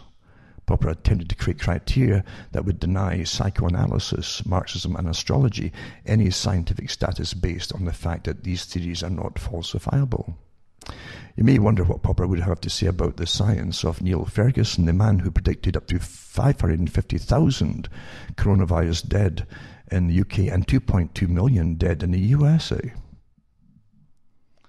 On 29th of April, Off Guardian published what I believe to be the most insightful criticism, and the link is here, by the way, of the lockdown policy so far. In the article, Ian Davis digs into the work, or shall we say the blunders he attributes to Ferguson. Or Davis writes, both Public Health England and Advisory Committee on Dangerous Pathogens, the ACDP, were satisfied that COVID-19 presented a low risk of mortality and downgraded it from the status of a high consequence infectious disease on March 19th. The ACDP board membership includes Professor Neil Ferguson from Imperial College. Presumably, Professor Ferguson was among the dissenting voices on the ACDP board, as he completely ignored the majority opinion of scientific colleagues. Because it's an agenda, that's why. He's paid to do this stuff. He's a crisis and a chaos creator, so it brings in a different system. Eh? There's nothing wrong in holding a dissenting scientific view. However, the specific dissenting view and the way it was implemented by the UK and the USA governments appears to have led America and England, or Britain and the rest of the world, to respond in a way that created a catastrophe of a previously unknown scale. In an interview 13 February, widely reported by the mainstream media, and it gives you the links to it too, and I think the actual mainstream media one is Daily Mail again. Davis writes, he, Ferguson, stated his predictive models were not absurd. He said that infection rates of 60% of the population with a 1% mortality rate were possible, standing by his predictions of 400,000 COVID-19 deaths in UK. The Imperial College Computer Model Report was released to the public on 16th of March, predicting huge numbers of deaths from COVID-19. By the 19th of March, Professor Ferguson must have known a majority of his peers disagreed with him. Of course he did. He's done all this before with other scenarios. Davis points out that Ferguson failed to implement the most basic of scientific procedures, namely allowing a peer review of his predictions. Well, how come all the other big organizations jumped on his predictions, and backed him to the hilt without this peer-reviewed? See, this is an agenda. And making sure that one or more people with similar competence in epidemiology evaluate what we now know to have been grossly exaggerated Imperial College models and predictions. And it says, it reveals that when it comes to widely inaccurate predictions, Professor Ferguson's work at Imperial College has a long and distinguished history. In 2002, he said up to 50,000 people in the UK would die from mad cow disease. Mad cow disease. And to date, less than 200 have passed away. And by the way, it's the same thing too with the mad cow disease. Even that's very iffy, it was even that much. But he predicted that 200 million global deaths from the H5N1 bird flu. When that came along, my God, 200 million global. And currently is a suspected fact in the deaths of, suspected, it's not even proven, of what really happened with H5N1 bird flu. That he said 200 million would die. 455 people worldwide died. Suspected of it, maybe. It's not proven. But 455 people. It's a wee bit difference from 200 million to 455 people. So in 2009, he told the UK government that 65,000 could die from swine flu in the UK. And he worked with the World Health Organization to predict millions of deaths from H1N1 global flu pandemics. You may ask what kind of scientists are mistaken in their predictions by factors of 200 or more. What kind of an academic institution would provide such a scientist with a platform, let alone having him lead a department? And the questions go far deeper. Davis writes, Well, Professor Ferguson and his Imperial College colleagues have been consistently wrong. Another link to this, by the way. All different predictions have been wrong. They've also been unquestionably believed by governments and intergovernmental bodies on every occasion. What does that tell you again, folks? A big agenda, sustainability, yada, yada, yada, New way of living. Everything's been brought in with this one. It's what they're boasting. This is accomplishing everything they couldn't get accomplished before with sustainability and climate change. Seemingly without reservation, anyway. Despite the clear evidence to the contrary, policymakers from all political parties have shown tremendous loyalty to Imperial College. Silly data models. In doing so, they have not only ignored the researchers' woeful history of failed predictions, but have also denied the scientific evidence which usually contradicts them. And it says Davis is not alone. On the 28th of April, William Engel expressed similar concerns about Neil Ferguson's reputation and past models. In 2005, Engel writes that Ferguson claimed up to 200 million people worldwide would be killed by bird flu or H5N1. By early 2006, the WHO had only linked 78 deaths to the virus. Again, 200 million versus 78 deaths. You're starting to understand here that there's a bigger agenda here, and they keep using the same character. It's the same as a global warming thing, and that failed in the climate change group, and they say everybody's on board with IPCC, but no, they're not. Most are not on board with them at all. It says, I'm not in any position to assess the true danger to us of C-19 or a response to it. As simple common sense tells us the only reliable scientific fact about our British leading epidemiologist team is the uncomfortable fact that it's often been wrong, and by a huge margin. I'd say huge, it's so incredible, really. And it goes on and on, but it's quite a good article here. And he asks the question as well as, well, why is it Britain and academia, why have they lost control, sight of facts, basically? This is upsetting as it may seem for some progressives. Even Donald Trump in the White House, current model is more reliable and scientific than a numerical exercise produced by Britain's most prestigious academic institute. Well, there you go. It's astonishing, but it's totally backed by the WHO, World Health Organization, who received billions, or millions, it says. So Ferguson, right? This is from Engdahl. He's mentioned Engdahl here. Reports that Neil Ferguson and his modelling group at Imperial College, in addition to being backed by the World Health Organization, right, received millions from the Bill and Melinda Gates Foundation. Everywhere you look, there's Bill Gates is everywhere, folks. He's a real Spider-Man. He's in the middle of the spider web, and it seems that they go everywhere, into every facet of society. Ferguson heads the Vaccine Impact Modelling Consortium at Imperial College, which lists as its funders the Bill and Melinda Gates Foundation. Oh, well, it's just coincidence, And the Gates-backed Gavi, which is the Vaccine Alliance, right? To vaccinate the planet, right? Gavi. From 2006 to 2008, the Gates Foundation has invested an impressive $184,872,226.99 into Ferguson's Imperial College modelling operation. Well, is that maybe a conflict there? You're starting to see that everybody who's anybody giving us the advice for this big societal change agenda for the planet are connected like a little clique to each other here. In 2002, Arnold S. Relman, professor of medicine at Harvard University, suggested that medical profession is being bought by the pharmaceutical industry, not only in terms of the practice of medicine, but also in terms of teaching and research. And the link is here too to it. The academic institutions of this country are allowing themselves to be paid agents of the pharmaceutical industry, I think, is disgraceful, he said. Quite amazing, really, yeah? It really is something else, what we're living through right now. It's just astonishing.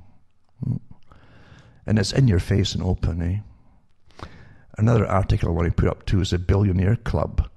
That's what they call themselves. They also called themselves at the time the Lucky Gene Club. The genes were just lucky, made them billionaires, And they all met in a bid to curb overpopulation. That was in the Sunday Times from Britain quite a few years back. But it's interesting. You got to bring this stuff into it, because he talked about the biggest problem in the world is too many people of the wrong kind, And so I'll put it up there too from the Times, and also a link to Global Research, who's, if you can't get the Times article to pull up, you can read it here. And the Billionaire Club and Bid to Curb Overpopulation. And it's written by Jordan Harlow from Los Angeles. Some of America's leading billionaires have met secretly. This was 2009 when they brought the big scary one with the flu then, you know. So some of the top billionaires met secretly to consider how their wealth could be used to slow the growth of the world's population and speed up improvements in health and education. Remember too what Bill Gates said, and it's up there on YouTube and elsewhere, where he gives a talk where he talks about vaccinating everybody to improve their health and lower the population. You know, what part of that don't you understand from this eugenicist? So the philanthropists who attended the summit convened on the initiative of Bill Gates. Well, that's just a coincidence again. Microsoft co-founder discussing joining forces to overcome political and religious obstacles to change. Again, political and religious obstacles to change is that with vaccinations. Don't ever throw your religion out the window, folks, because you've nothing left to stand on. You can't argue their terminology back to them. They'll say, well, we're the experts, and the judges will tell you that.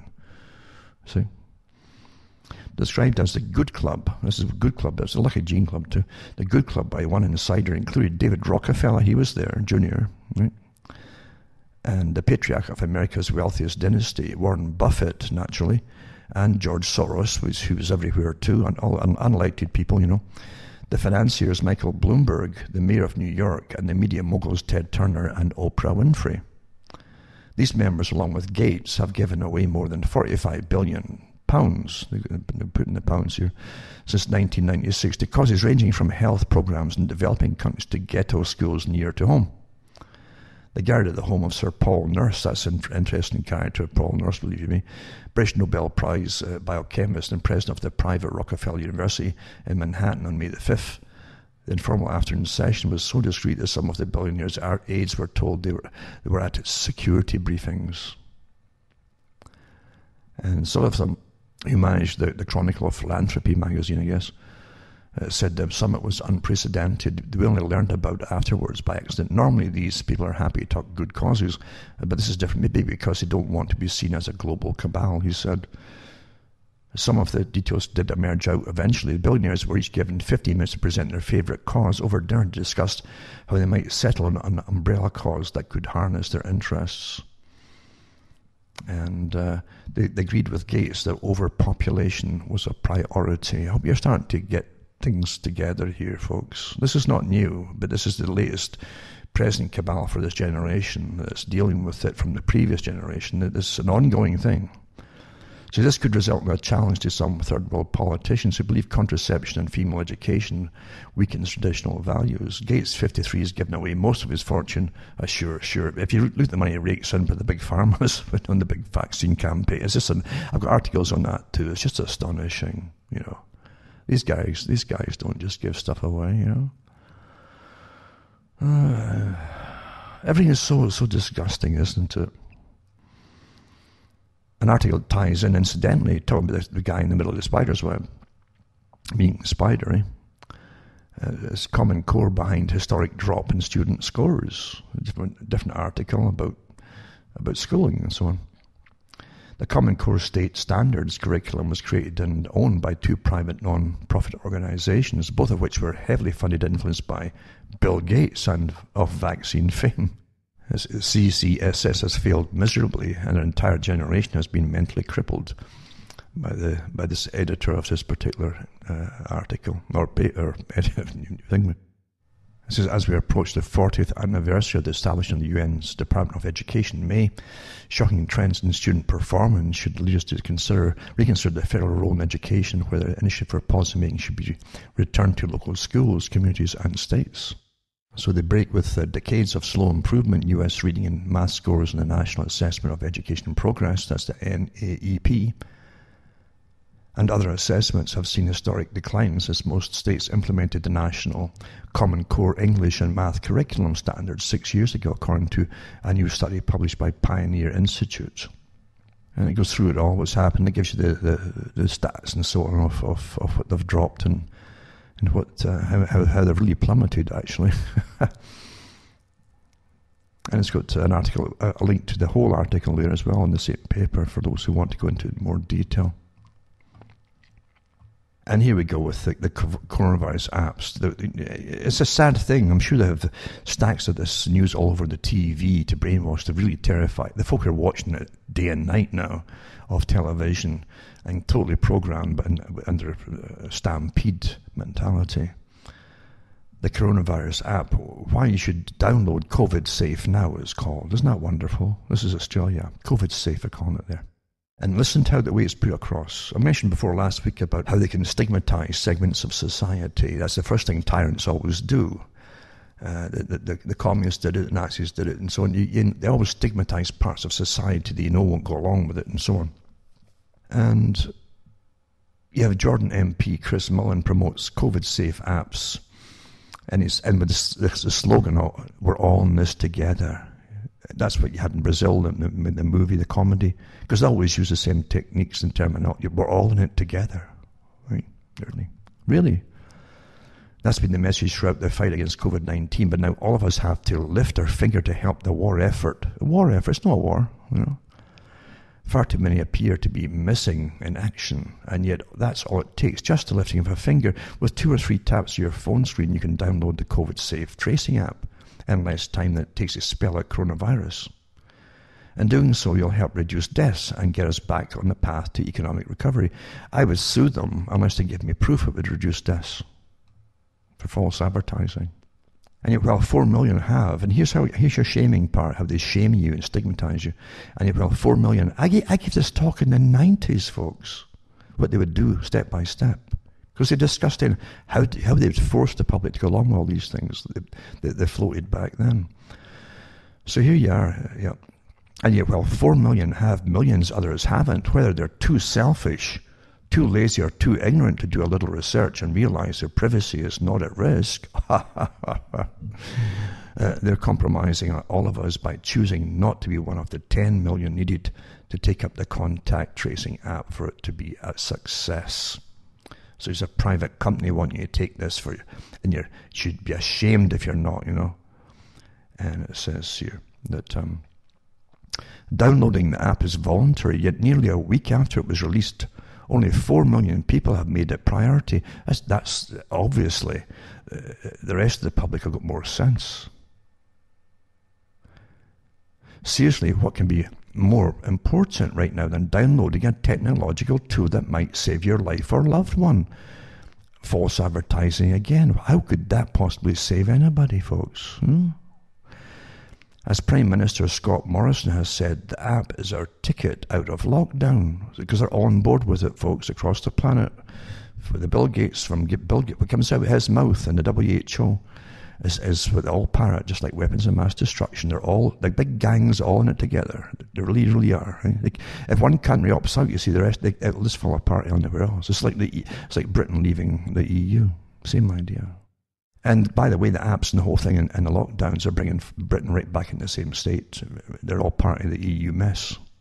So the apps are a ticket out of lockdown. No kidding. So you're not going to get out to shop or do anything or to even work unless you get the app. So it's your ticket out of lockdown. False advertising again, and that's very beyond coercive, And they likens it to wearing sunscreen outside. Really? Really, eh? It's harmless for the user. That's not either, because they've had terrible reports about sunscreen.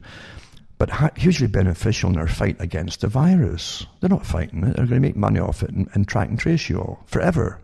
Forever, folks. Nothing to do with the virus. Using Bluetooth, the app recognizes other devices with the app installed and effectively makes a digital handshake. That's the Internet of Things, the scattered stuff everywhere. That records the date and time, distance and duration of the contact. It's a protective device and has one purpose: to quickly find and notify people who have been in contact with a person who has tested positive to COVID-19. Doesn't care if you're having an affair with your boss, you've overstayed your visa, or you've been to Dan Murphy's 3 times in 24 hours, or you've visited your, with like Mr. Ferguson here. The data it collects is encrypted, only available to health officers. Oh, that makes it all right then, eh? And it's deleted after 21 days. What a lie that is, eh? Can you believe that, folks? Nothing is put out there by government collusion or with covering, including your income tax, your temporary war taxes, and your victory taxes. Any stored data, for instance, that which someone consents to being uploaded from their app when they test positive, will be destroyed once the pandemic is over. No, this is to be for life, folks, for all your vaccinations and your boosters. That's what it's for. I read this years ago, and here it is again. And yet so many are suspicious and refusing to do the decent thing because of a delusional belief that their privacy may be compromised. Can you believe that? So here they are already calling you a psychiatric term. You're delusional, right? If you say no, your privacy may be compromised. You're delusional if you think that. This is what they used in the Soviet Union. When they locked you up, if you complained about the system in the Soviet Union, you had to be mad since you were living in utopia, the best system in the world. So they literally had an illness designated just for you. Not kidding you. Here it's here now, eh? The disgusting creatures these characters are that push this kind of stuff. You're going to make millions of money off your tax money to imprison you for life. And go the neck to try to shame you and call you delusional because you know your privacy will be compromised. When you give your privacy out at all, it's compromised, folks. We know that by now. Led by former Deputy Prime Minister Barnaby Joyce, who says he doesn't want to be tracked by the government. They're clearly willing to put warped self-interest above others' lives. Oh, my God, eh? And you shame yourself. You should just round them up and lock them away, eh? That's coming, folks. I'm not kidding you if you let them get away with this nonsense. And they're doubtless the same people who willingly share photos on Facebook and order Uber Eats and set their Tinder profile to connect with potential dates within a 50-kilometer radius, use Google Maps to get from one place to another, and store their credit card details for ease of use while online shopping. As one app developer has pointed out, Google and Facebook are far more powerful and intrusive than COVID safe. Of course, they're not going to combine it all, eh? So there you go. This is Australia, and using the shame technique and calling you delusional. If you say no, you don't trust it. Because of previous experience with all the other apps that you get. And the fact that government can't even keep the stuff safe from your health records or anything else. It's always getting hacked. And then you've got, let's see now, this other article here. Another one too. There's another article to do with with Boris. With not Boris, but although Boris did put Neil Ferguson on this time again as in charge of the health, and yada yada yada, with his faulty models and so on. But there's lists there of all the things they screwed up before, the ones to do with the meat industry and all the poor animals. There was millions of them got slaughtered. It was 17 million or whatever, because of his faulty stuff there again too. And his computer, they're treating the computer like a god, eh? The computer predicts. Oh, I better kill all the animals then. Oh, the computer predicts. Oh, better kill all the people then, eh? Is that the next step? Is it? And then you get this one too. As I say, I've mentioned the one with Buffett and the rest of them too. And their secret meeting, I'll put up again. There's another article from a different site too, I'll put it up with. And it's really interesting how folk have no idea. They think all this wonderful. As I say too, you set a certain number of billions. I said that a few weeks ago, and other folk have prior it since, but a certain amount of billions of dollars, and then suddenly you say, you know something, I'd like to help the world by reducing the population. It just came to me one night. No, it's because they're all front people, folks, and you live in a very fake world, and they put these people out in front as the leaders. Yes, they equip them awfully well financially and give them all massive staffs that you wouldn't believe. Some of them have more staff and bureaucrats working than some small countries have government bureaucracies. And especially in big foundations. Great stuff, isn't it? And also another one too, COVID-19 pandemic has elicited a global response unlike anything we've seen before, from government business taking on new roles to respond to the crisis, blah, blah, blah. What happens in the coming months will go one of two ways. And then they're trying to get you used to the idea of it waning and so on. and other ones too, saying, well, it'll come back in force if we take the lockdown off too quickly. You understand? And I said this at the start, they'll give you a month at a time. Oh, they'll expand it for another month, and you get used to getting your little handout from your government, your masters, your little, which you're going to pay for dearly, folks, because everything it's all your money, you only pay it all back one way or another, even from devaluation of the currency, And they're not going to just stop and let it go away unless you make it happen. Unless you make it happen, that's the only thing that's going to happen. To bring back any kind of reality to anything. As you go along with this whole agenda, they're going to bring this into next year. They said that in the beginning, and they never changed what they're on about, you see. If they know if they can get this into next year, you're never going to go back to any kind of normality. If they can keep you wearing masks for years, they will. And social distancing, they will. Because they're training you into absurdity. The utter absurdity that the communists, they used to joke about communist dictators at one time. I think Woody Allen even had it in one of his movies. And where at the end of it, he ends up somehow fighting for a revolutionary cause in Latin America. And at the end, as soon as he achieved victory, the leader of the revolution ends up ordering the folk to start speaking Swedish and wear their underwear outside their clothing, on top of their clothing. And that's actually taken from a reality that's happened in the past. Not that exact thing, but something similar. This is how they go with absurdity. If they can break your common sense, there's nothing they cannot do. They've given lectures in universities about this, and behaviorism, and how they can literally do anything with the public if they can break your basic common sense until you cannot trust yourself to actually verify what you are seeing in front of you. You start with changing the names of things, of what you're seeing, and then you get government to back it up by laws, but eventually they're going to stop this. The whole technique is not to help anybody or to feel sorry. The whole technique is to change your confidence and your own self-discernment and conclusions. This is a technique that's used in psychological warfare, big time, and you're going through it right now. Right now. And it says here, there's another possibility. While we're really in the shock of what's happening around us, coming to terms with our new reality, this is about Korea supposedly, we can seize this moment as a unique window of opportunity. See, so here you go with the CFR stuff, to rebuild our society and economy as we want it. Who's we, folks? With scientists warning we have 10 years left to avoid the worst consequences of climate change. This could offer an opportunity to fix the climate crisis before it's too late.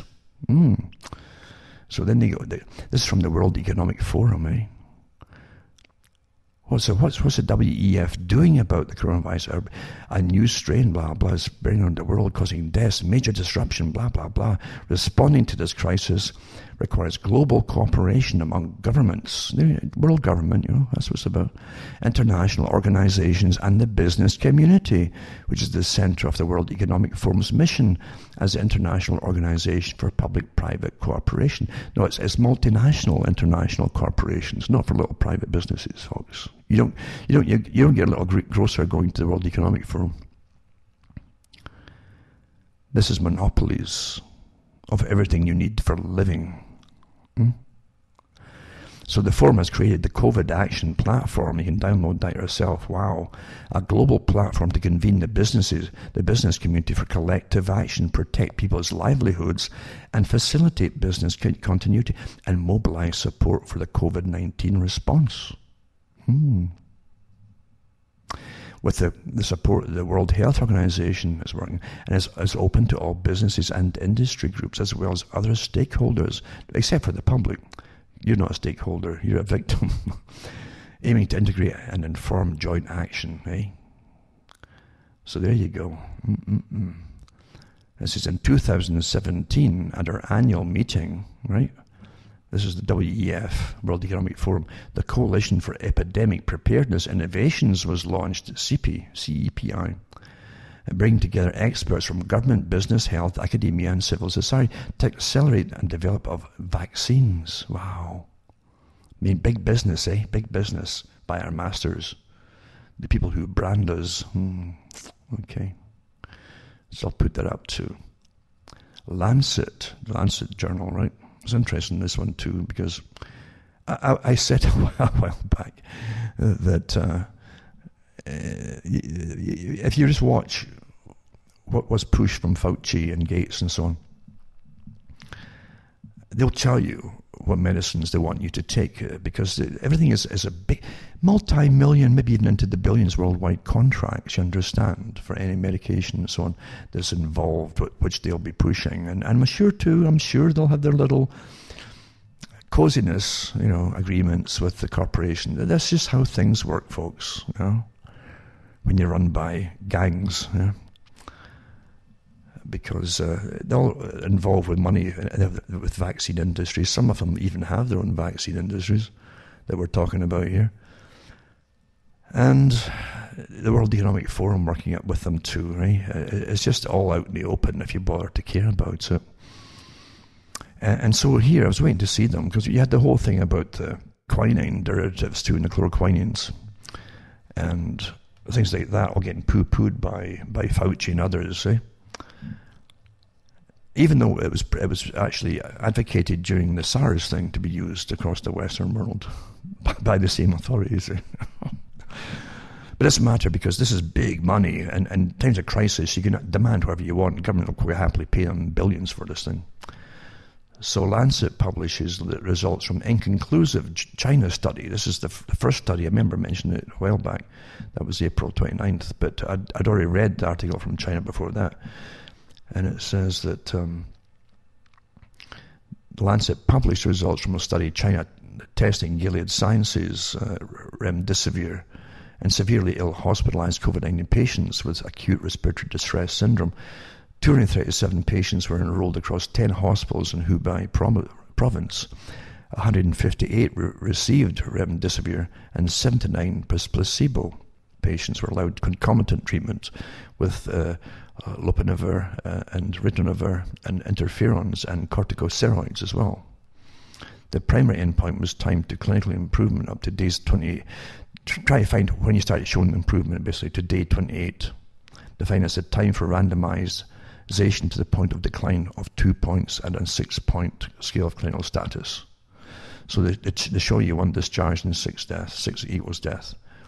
Patients received remdesivir within 10 days of symptom onset experienced numerically faster times to clinical improvement, but the results were not statistically significant.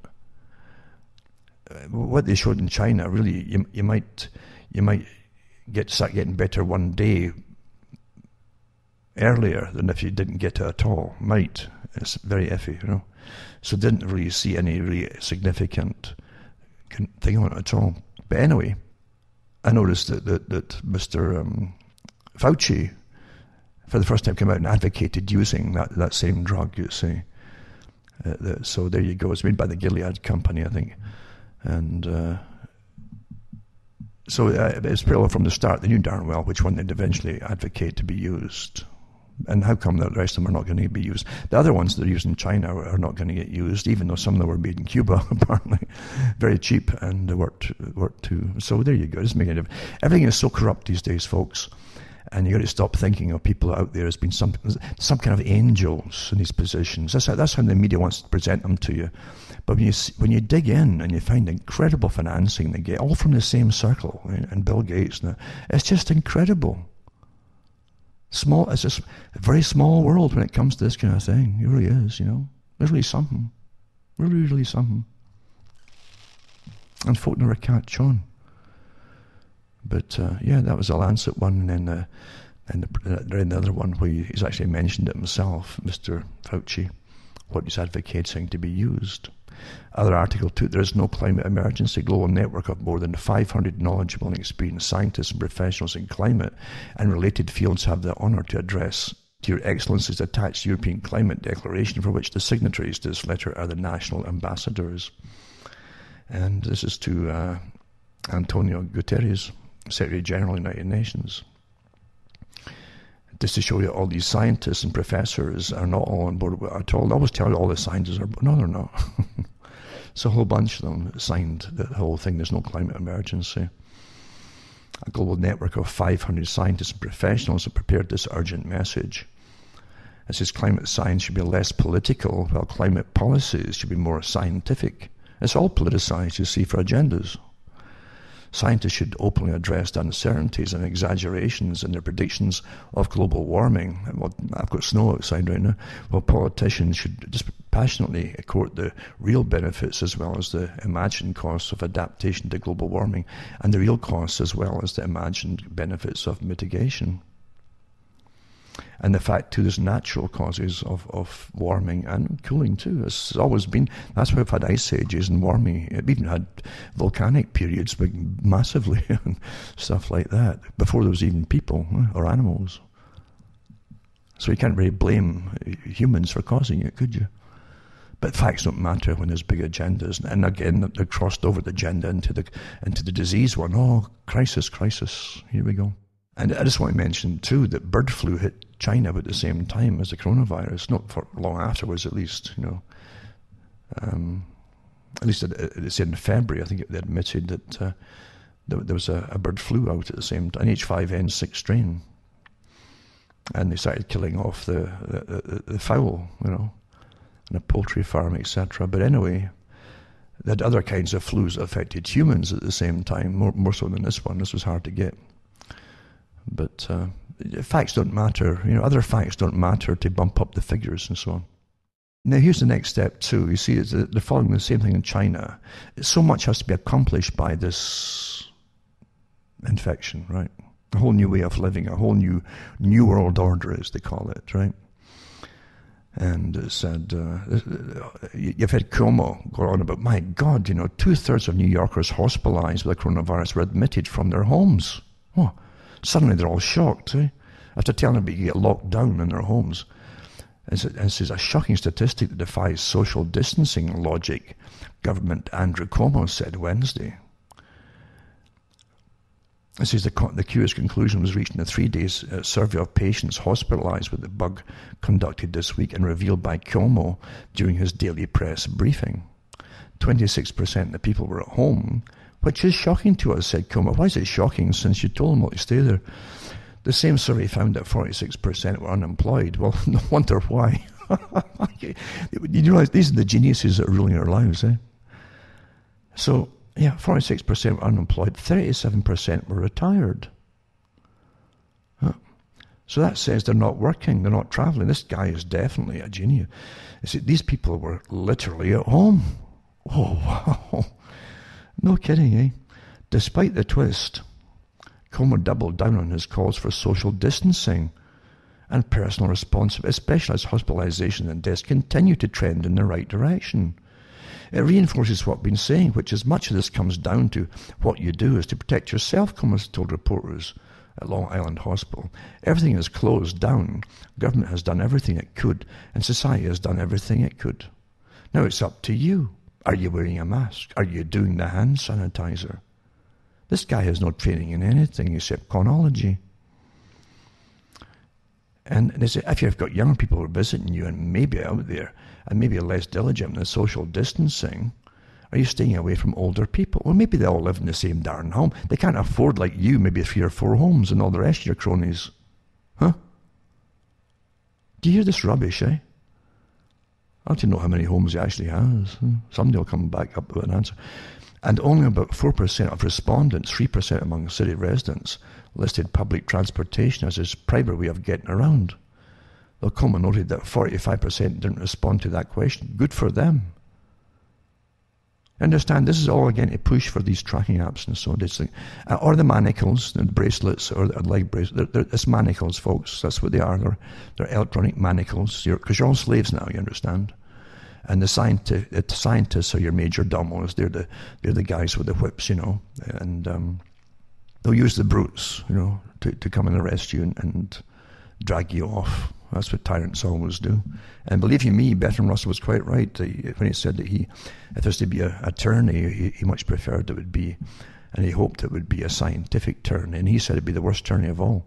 Well, that's exactly what you're going to see if you go along with this nonsense. Because what they want to do, you see, with this, oh my God, they're at home and they're ill. Okay, they want to start coming in your homes, folk, by a law which does away with private property rights. I hope you're getting the picture here. I was waiting for it coming, this one here. Because they were doing that in China and doing spot checks in folks' homes, no matter who you were. Just getting you used to the idea. No, you have no rights anymore, you see. This is a whole new paradigm. Property rights, no.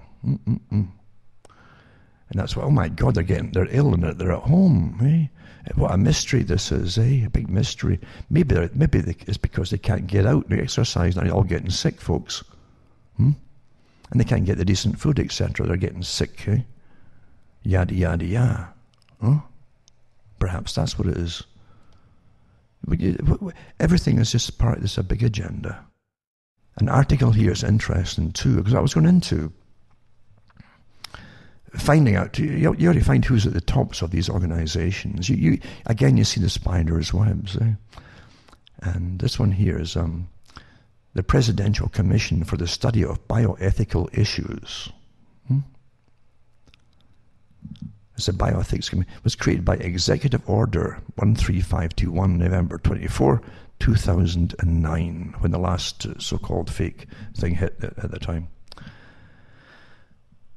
So the Bioethics Commission advised President Barack Obama on bioethical issues arising from advances in biomedicine and related areas of science and technology. It replaces the President's Council on Bioethics, appointed by U.S. President George W. Bush, to advise his administration on bioethics and the National Bioethics Advisory Commission. I think it was last week or the week before I put up articles, a whole bunch of stuff from the Rockefeller Foundation on bioethics, by the way, and all these same characters involved in it. A new way of looking at human life, you see, and who should die and who should live, and should we save this and save that or whatever, yada, yada, yada, all that stuff I've been talking about for years. But this one here is interesting because it goes into bioethics for every generation. Deliberation in Education in Health, Science and Technology, published May 2016. I remember too, and you probably remember if you listen to any, I listen to speeches, I try and get hold of them, even though they're on TV. Because when Obama was running the first time, he mentioned that, he gave an example of his grandmother. Was it really right to try to keep her alive in hospitals? He was getting to the point of bioethics, and should we just euthanize people? That's what he was getting to, quite openly. You know, he was their character. He was their lad that they put into office for the globalists. He had all, again, as I say, he carried on the wars and expanded the wars, and he got praise from the neocons that worked with Bush for continuing it. But here you go, it says, bioethics for every generation.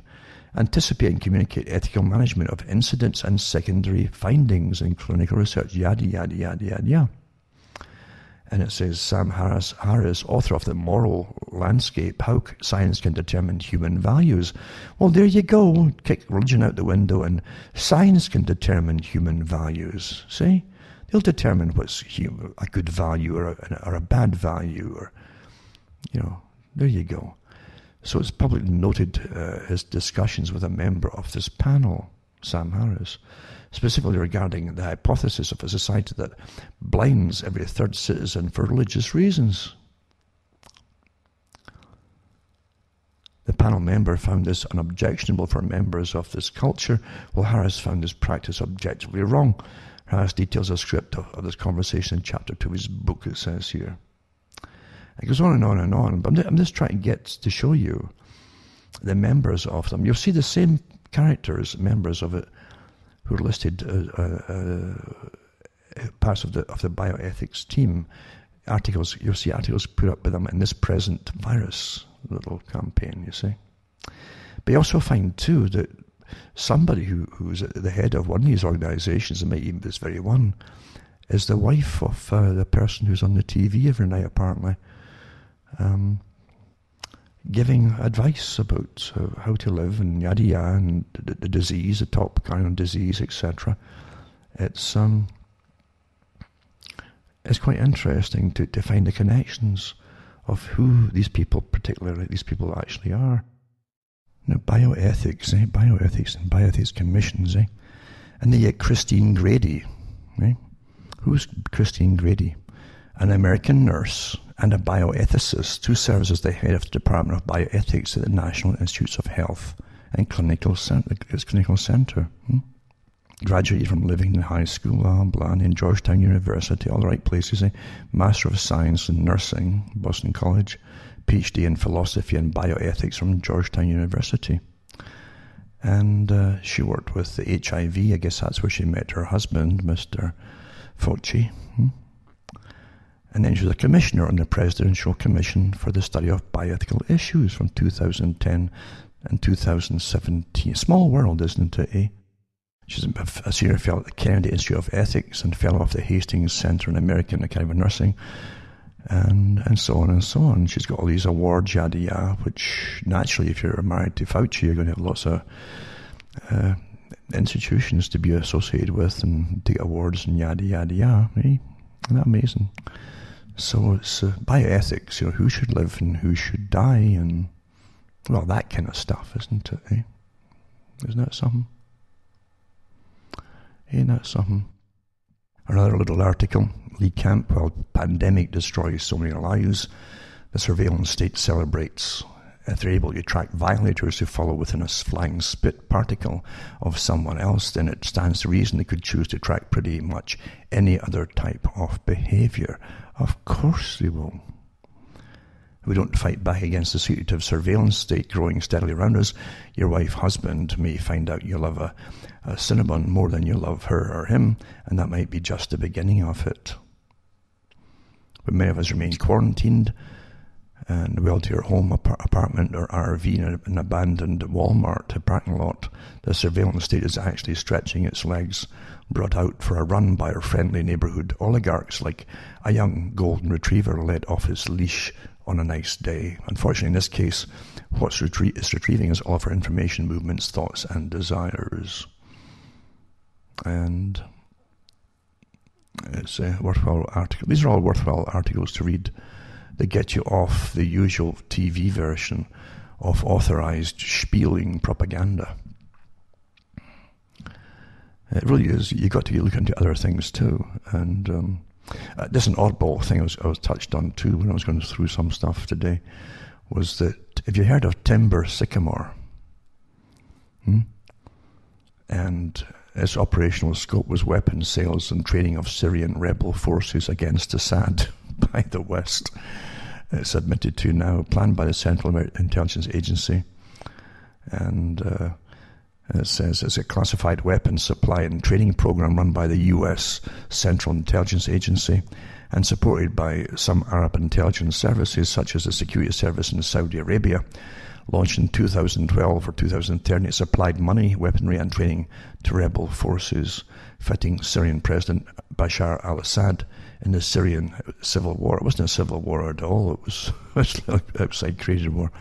According to U.S. officials, the program was run by the CIA's Special Activities Division and has trained thousands of rebels. And President Barack Obama secretly authorized the CIA to begin arming Syria's embattled rebels 2013. I remember at the time reading articles on the air, and it says that the program's existence was suspected after the U.S. Federal Business Opportunities website publicly solicited contract bids to ship tons of weaponry from Eastern Europe to Suko, Turkey, and Aqaba, Jordan. They were also shipping stuff through, I remember reading at the time, through Qatar.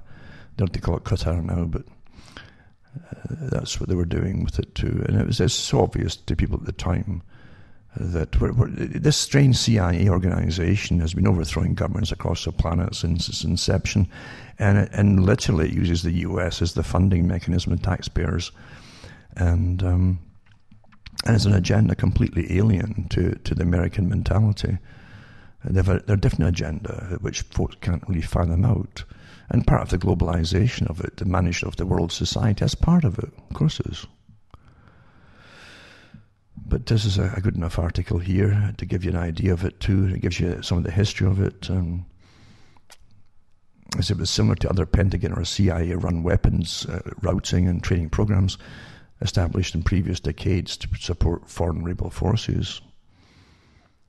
Greg Miller and Adam Entus of the Washington Post, and the links are all here, stated that the operation has served as the centerpiece of the U.S. strategy to press Syrian President Bashar al-Assad to step aside.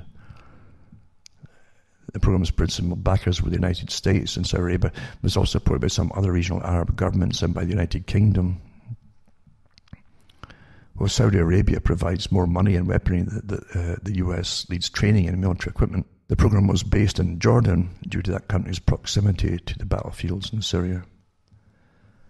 According to the New York Times, the program initially allowed US forces to train Syrian rebels in use of military equipment, but not to directly provide the equipment itself. These are all legalities they get round. A few months after its creation, it was amended to allow the CIA to both train and equip rebel forces. That's why, by the way, one of the reasons they also got Khomeini and Libya out the way, apart from grabbing the oil and different stuff too there as well, and its massive reservoir of fresh water. To get piped elsewhere to another neighbouring country, and they dumped stacks of weapons there. The ambassadors were talking about all this weaponry and these strange foreign fighters were just coming in and just taking the stuff and walking off. These were the armies that were preparing to go and invade Syria. That's what all that was about. The American troops were guarding the stuff, and they were told to just let these guys come and go and take what they wanted, basically. So, and of course Europe ends up with a massive overflowing refugee crisis that came out of it, the backlash, the blowback. All predicted, mind you. But they don't stop, and they never will stop, because the people have no say about what governments are up to, and those strange associations are grafted onto the governments. We're not living in any kind of representative governments. Really aren't at all. And it wouldn't matter what party you voted for, they'd all go along with it too, by the way. This other article is quite good too. I've mentioned it before, April 21st. John Whitehead's commentary, Human Lab Rats, US Government's Secret History of Grisly Experiments, says, I have never known any government to put the best interests of its people first, and this COVID-19 pandemic is no exception. This isn't intended to be a debate over COVID-19 is a legitimate health crisis or manufactured threat. Such crises can and are manipulated by governments in order to expand their powers. That's dead on. Yeah. It says, while the US government is currently looking into the possibility that novel coronavirus spread from a Chinese laboratory rather than a market, the virus could just as easily have been created by the US government or one of its allies. After all, grisly experiments, barbaric behaviour and inhumane conditions have become synonymous with the US government, which has meted out untold horrors against humans and animals alike. For instance, did you know that the US government has been buying hundreds, this is interesting, buying hundreds of dogs and cats from Asian meat markets? Did you know that? It was a big program this one ago. As part of a gruesome experiment into foodborne illnesses. That's the excuses given for it. They buy it from China and everywhere, The cannibalistic experiments involve killing cats and dogs purchased from Colombia, Brazil, Vietnam, China, and Ethiopia, and then feeding the dead remains to laboratory kittens, bred in government laboratories for the express purpose of being infected with a disease and then killed. And then they can analyze it, you see. Now this article, I'm going to read some more, it's pretty gruesome actually, but it's all factual and verifiable and admitted to. You can imagine what they're not admitting to. But before I go on, let's mention too that I've seen the documentaries put out when the communists were leading the world in the 1930s, and they were getting financed by the West and clothed by the West and fed by the West, even as they were starving their own people, especially in places like Ukraine. And they were selling the grain off abroad, in fact.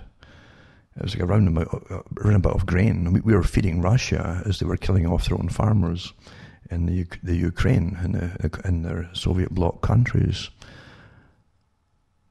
But they put out, there were champions, you see, of the secular society. That's what really the West was so enthralled about, because they were doing this big experiment using a secular type government and science would rule, common sense and practicality and science, and technocracy would rule, where you wouldn't have to be bothered with human emotions and things. Just get it done. Efficiency, you see. And they put out all this documentation on the experiments. As I've mentioned before, they cut off dogs' heads. And you can actually see what they gave to Britain as a part of the experiment and the declaration of how advanced they were, because they kept the head alive by putting blood through it artificially. And it's just a head and a platter and the blood going in and going out. And they would tickle its nose and stuff, and so interestingly, just jot down the reactions of the dog, and so its nervous tissue and yada yada yada, and its reflexes. And I know they didn't stop there, because I've already seen the photographs of much earlier where they had prisoners, like a long hut of them, like one of these mizzen huts, and on either side, you had these people with the tops of their skulls removed. They were prisoners. They were testing them out too. But for the public, for the West, they showed you the dogs ones. But this is science. Science will go this whole way. The very thing that Bertrand Russell's applauded, he said it'd be absolutely a tyranny, a really horrific one. But he said that's the one he preferred. Well, here you are, folks. It's still going on, eh? And this is the one they published for the public here. So the Department of Veterans Affairs has been removing parts of dogs' brains to see how it affects their breathing. I wonder what will happen if we take their part of this brain out, applying electrodes to dogs' spinal cords before and after severing them to see how it impacts their cough reflexes, and implanting pacemakers in dogs' hearts and then introducing them to have heart attacks before draining their blood. All of the laboratory dogs are then killed during the course of the experiments. Maybe it's big business, eh? Maybe they want to see how they can work it out, and they can get better ways to put implants and pacemakers in humans by doing the same thing. They'll kill off our hearts and give us pacemakers and artificial hearts and make a big business of it. Who knows? Who knows? But this is where your tax money goes, eh? Department of Veterans Affairs, eh? It's not just animals that are being treated like lab rats by the government agencies. We, the people, have also become the police state's guinea pigs to be caged, branded, experimented upon without our knowledge or consent, and then conveniently discarded and left to suffer from the after effects. And there's a link to previous things which they've done to the public, like I said before, even down to sensual human experiments. Back in 2017, FEMA inadvertently, they said, exposed nearly 10,000 firefighters, paramedics and other responders to a deadly form of ricin during simulated bioterrorism response session. I wonder how whenever they do these simulated anything, the real thing happens, eh? Isn't it? How can you inadvertently expose 10,000 firefighters, paramedics and other responders to a deadly form of ricin? Huh? During simulated bioterrorism. No, that was bioterrorism by your own people. It says in 2015 it was discovered that an army lab had been mistakenly shipping deadly anthrax to labs and defense contractors for a decade. 10 years, eh? Anthrax to labs and defense contractors for 10 years, mistakenly. Eh?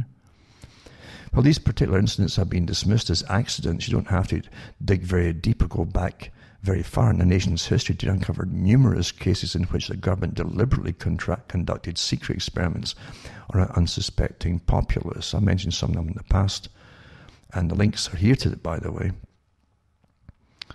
And it's got NBC News with the different things that they've tried in the past. Citizens and non-citizens alike making healthy people sick by spraying them with chemicals, injecting them with infectious diseases, and exposing them to airborne toxins.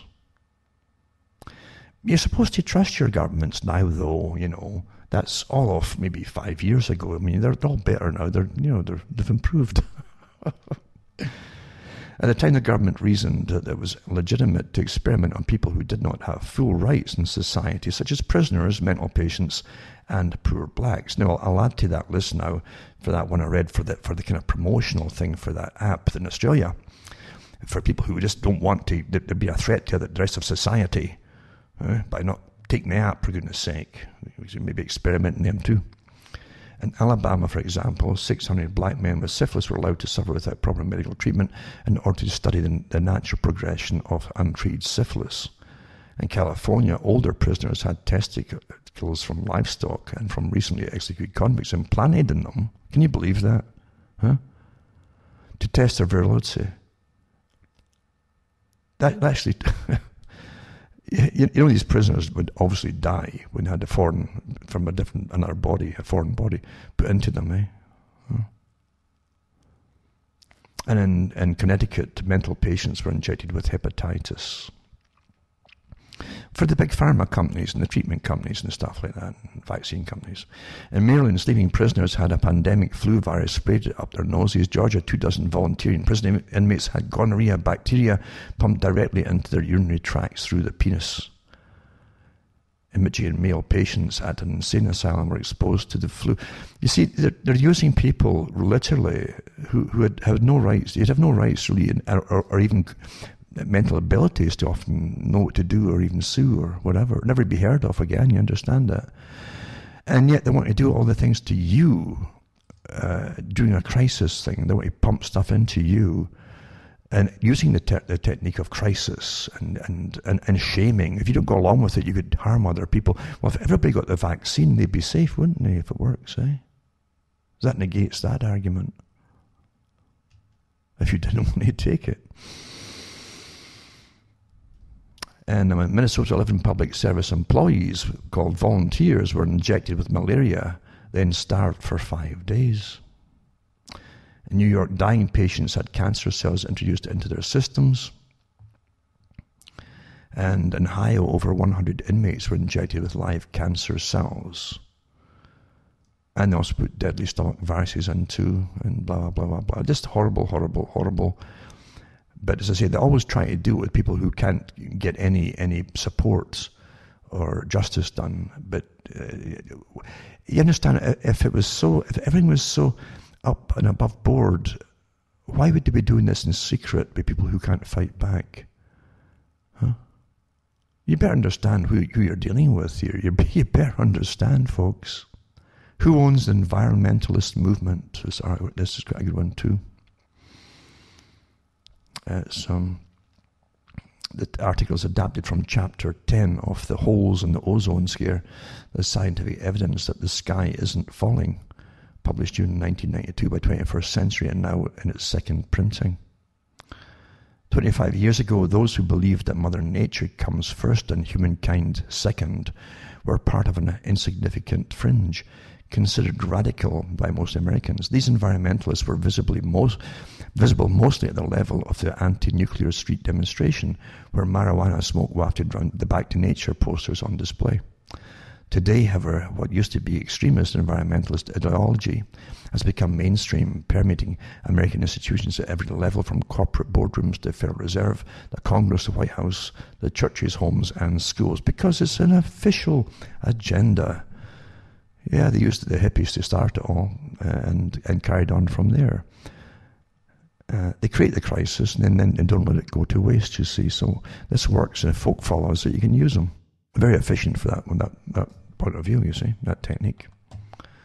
So official law from the environmental movement's publication assert that the movement emerged from the grassroots. The truth, however, is that funding and policy lines come from the most prestigious institutions of the Eastern liberal establishment centered around New York, Council on Foreign Relations, and include the Trilateral Commission, the Aspen Institute, and a host of private family foundations. All the big ones too, and the Rockefellers too, and Ford, Carnegie, and the rest of them.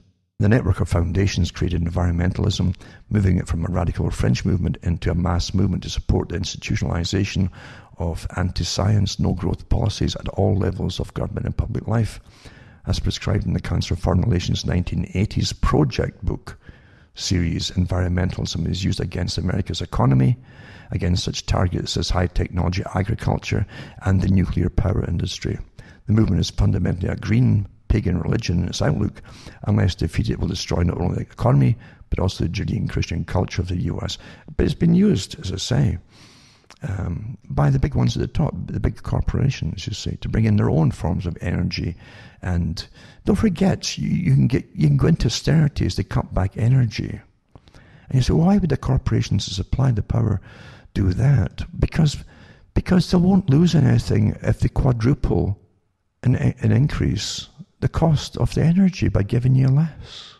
Don't you get it? It's quite easy too. And they're all on board with it. And it's less work for them. It produces much energy for you, see? Quite amazing, eh? But the foundations and their funding is quite interesting in this particular article. And it gives you a list of the revenues of a sampling of 30 environmental groups. These few groups alone had revenues of more than 1.17 billion in 1990 when they were starting all of it. This list, it must be emphasized, by no means includes all of these businesses, and they are environmental businesses. And it's estimated there are more than 3,000 so-called non-profit environmental groups in the US today, and most of them take in more than $1 million a year. And it gives the names of some of them and what they bring in for those who care to look at it. But again, you find they're all connected too, as I say, with the big foundations, with UNESCO, with the World Wildlife Fund, and all the groups that Prince Philip was involved with. He gave speeches about depopulation, etc. And he's all for it, quite openly, by the way, you know. And the Sierra Club and many others that he's in charge. He was at the head of, the titular head. I think one of his other offspring has taken over that position now that he's old now. In the USC, Emory creating coronavirus surveillance systems similar to China's social credit scoring. You understand, it's all the same thing. That's from Breitbart. And China launched this notorious social credit system last year to watch over its own citizens and mete out punishment based on personal behavior and loyalty to the Communist Party. Now, 3 prominent US universities are using taxpayer money, naturally, to create. You understand, it's your fellow people or citizens that are your own worst enemies. Though the greed factor is how all tyrannies flourish. They have no problem getting people to browbeat you or even manacle you or chain you or put you in black holes and close the lid for money. Eh? They say filthy lucre. It doesn't change, folks. I've always said that no nation in history has been short of thugs they can employ, from the base types to club you to death if you don't comply, or if they want to take taxes off you, which used to be farm animals and wheat and God knows what else. And now it's money, but they've no, and it doesn't matter how you dress them up to look civilized and suit some of the tax collectors. They're still the same brutes, really, as well. They have no conscience at all, and they don't care who they damage. And for their own personal profit and their own wealth that they rake in off the taxpayers. But the brutes too that enforce it all, it's all one big gang. No nation has ever been short of candidates for this. It's just sad that we've got it. It never gets. It's like the communists used to say, and that part was true, that the capitalists would sell us enough rope to eventually hang them.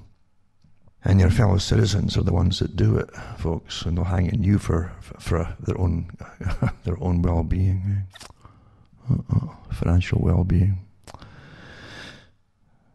So it says here. The tech news outlets.la recently reported the researchers at the University of Southern California, Emory University, University of Texas Health Science Center have received a federal grant to create a mobile app for contact tracing the novel coronavirus. And it's everything else from darn well from ever and ever, amen. It's not just for one little thing. It'll track a person's real-time location and symptoms and calculate a personal COVID-19 risk score. It's the same thing, eh? As the credit score too, all lapped into one, or all grouped into one. USC's Cyrus Shahabi, chair of the computer science department, told .la the universities hope to have a working mobile app by August in time for the start of the fall semester. And again, the same rubbish. I'll warn you, the public, to avoid hotspots of infection.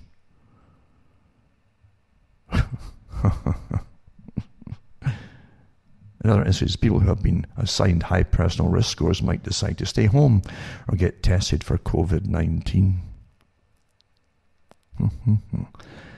But the project, whose federal grant money comes from the National Science Foundation, has already raised red flags in terms of privacy and potential for Big Brother-style abuse. Well, I don't care what they say or what safeguards they say, it's going to be used for the agenda regardless, totally, completely. In China, for instance, it says the credit system there has blacklisted more than 13 million citizens as untrustworthy. That's anyone who questions anything the government's doing, you're untrustworthy. According to a recent report from the state-run Global Times, the report didn't say what these individuals did to land on the list, but the regime has revealed this system assigns a numerical score to every Chinese citizen based on how much the Communist Party approves of his or her behaviour. It's the same thing you're getting with Facebook and the Twitter and all the rest of it. There's articles there that Facebook's employed a whole panel of what they call judges, like a star chamber, who decide to either behead you or not behead you according to whatever you've dared to say, which is politically incorrect and not allowed. It's verboten. There you go. And we need an army of contact tracers to meet the enforcement arm of the new normal. Oh, wow. Oh. As the people of the world grapple with a pandemic demonstrating less deadly than originally reported, the public is being primed to accept an exponential increase in invasions of personal liberty and privacy. Every day the public grows more weary of lockdowns, which seem to never end, and the bankrupting of individuals and businesses around the world. Amidst the frustration and protest, a solution is being presented. To return to normal, we're told, you must accept certain changes to how our world operates. Of course, this is actually a push to a new normal, which will mark the world after COVID-19. There you go, eh? And just like the attacks of September 11, 2001, there's the world we knew before, and then there's the post-9/11 era. We're currently on the middle of the COVID-19 era, and a shift to COVID-19 life will not happen without completion of local, state, national, and international programs which identify potential infectees, test them, and if positive, quarantine them in their homes or other government facilities. Yeah, you know what? What's going to happen, folks, is even if you comply with it, you see, you'll never please the masters as they push the next step of what they want, the next step what they want. So if you eventually complain about anything, just like the Chinese credit score, you go into a grocery store and your app might show that you're uninfected, but you've still got a red glaring alarm going off because you said something that's politically incorrect and they're not pleased with you. In China, you understand, when it goes red, and if you're in a store and it goes red for you, your phone, the police will come to your location and grab you. Isn't this a wonderful scenario, eh? Of democracy and stuff where big international corporations rule our lives in collusion with government, which they used to call this fascistic and fascism. Eh? There you go. That's just astonishing. And once enough of the fools go and get it, you see, the ones who say, I'm not going to get that app, then this will make it compulsory. Well, the rest of them have accepted. What's wrong with you? They didn't mind. This democracy is great for that herd mentality. They always take the path of least resistance. And they all want to be good, you understand? I'll be good and I'll do what I'm told. And why aren't you doing what you're told? You know, well, we all took it, you know. What's your problem? And that's what government says. Well, they took it. What's your problem? It's all predictable, isn't it? It's all been done before in other ways, you see. Why change the methods if they work? And another one, too, is to do with... well, there's a lot of articles on that very topic. I won't go into any more of them, actually. And the WHO official, WHO, floats removing the infected from their homes. Like I said, too, with like the mayor of New York there, too. You know, he talked about, they're all, you know, there's more in their homes now got it, even though they haven't been out, for goodness sake. You know, isn't it amazing? It's all a mystery, isn't it? It's a mystery. So they're moving the infected from their homes to stop the spread. See, end of private property. This is the next step, folks. They're all, when you hear them all parroting the same lines exactly across the world from the same organizations and departments of governments, they're all on board with a singular head at the top, folks. Weapons of mass destruction. Dr. Michael Ryan, Executive Director of World Health Organization's Health Emergencies Program, right? suggested during a March 30 press conference. Remember, the World Health Organization is funded primarily by Bill Gates. Private company. The individuals infected with the Chinese coronavirus should be removed from their homes to prevent further spread of the deadly disease. Well, we didn't have it if they grabbed you mistakenly and they put you in a ward with you. They'll soon have it, I'm telling you. The clip first reported by Fox News Channel's Tucker Carlson shows Ryan warning that most of the transmission that's actually happening in many countries is happening in the household at family level before he speculates on measures to prevent infection of patients' relatives. I tell you. It says, to get the terms right, it says, and explain ourselves, we tend to use the word isolation for someone who is in a case confirmed. That's Dr. Michael Ryan. They tend to, doesn't say they always do, but they tend to. We tend to use the word quarantine for someone who's at risk of being a case, usually a contact. So on that basis, we advise that all suspect cases are tested and all suspect cases are isolated in appropriate medical facility. And their tests are all, I've got stuff here where a guy was tested twice the same day, once positive, once negative. It's a joke, the testing system, folks. It really is. And I've done talks on that already, so I won't go into it all here. But here they go on with it again too. But they definitely want into your homes now. I hope you're getting this picture here, folks. And they will do it. The more you back off and take a step back and a step back, they'll keep walking forward with the next demand, the next demand. It's all worked out in advance, you see. It's a whole agenda for a whole new world system of managing the people. And you can't have private property. They said that in the Communist Manifesto. They said that in the rights of Freemasonry. Albert Pike, he said private property. Yeah, can't have that. It's all the same agenda, isn't that strange, eh? The capitalists say the same thing about you because they want to own all the private property to rent to you, you see. That's the big agenda worldwide. And this one here is world depopulation, eh? World depopulation. You went into the Club of Rome. This is their published article that goes on to here, right? So world depopulation is top NSA agenda, National Security Agency agenda, Club of Rome. The Hague Kissinger depopulation policy by Lonnie Wolf. That was the Executive Intelligence Review put out March the 10th, 1981. And they go into this whole idea of reducing the population by 2 billion or whatever through war, famine, disease, and any other means necessary. The apparatus, which includes various levels of the government, is determining U.S. foreign policy in every political hotspot, El Salvador and so-called Arc of Crisis in the Persian Gulf, Latin America, Southeast Asia, and Africa.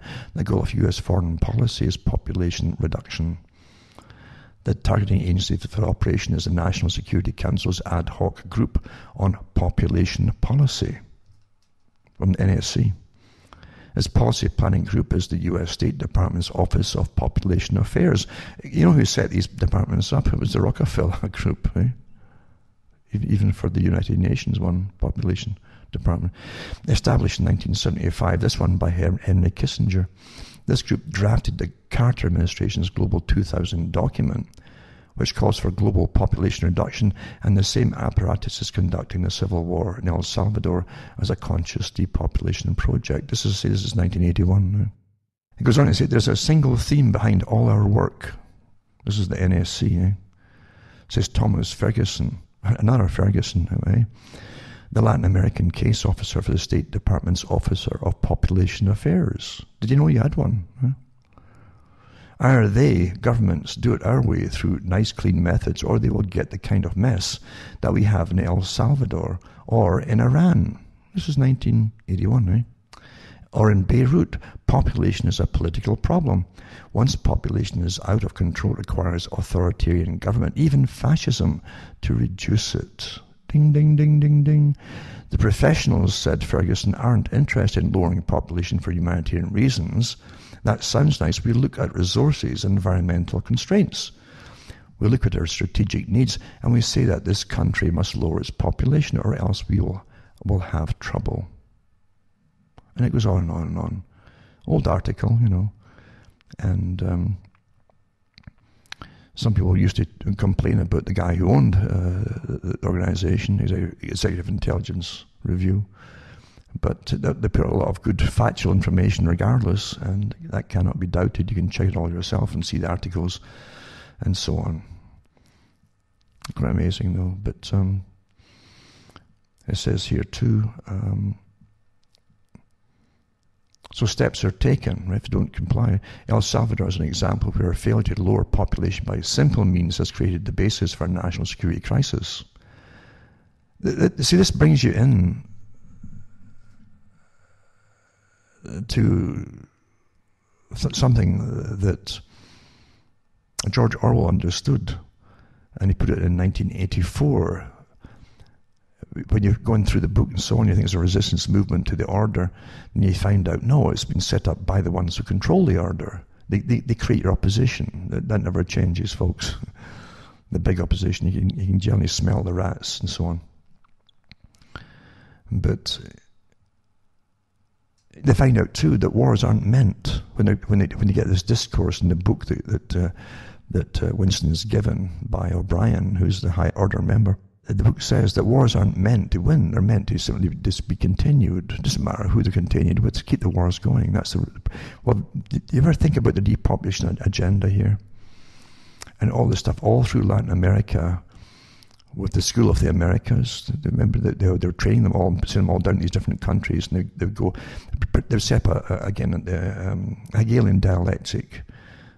So you get the existing regime, and you create its opposition. That's what Hegelianism's about, you see, the thesis. And then you create the antithesis, something to go against it, and you get the strife starting, and out of the strife you get the desired outcome where you want it to go to, and that's your synthesis.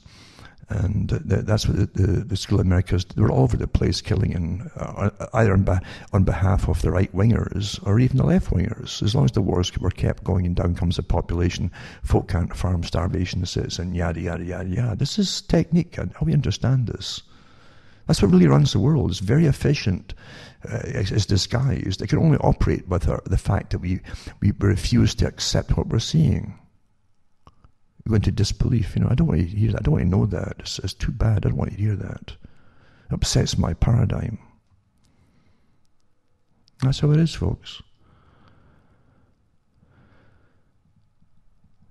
So it says, civil wars are somewhat drawn-out ways to reduce population. The OPA official added, the quickest way to reduce population is through famine, like in Africa, or through disease like the Black Death, all of which might occur in El Salvador.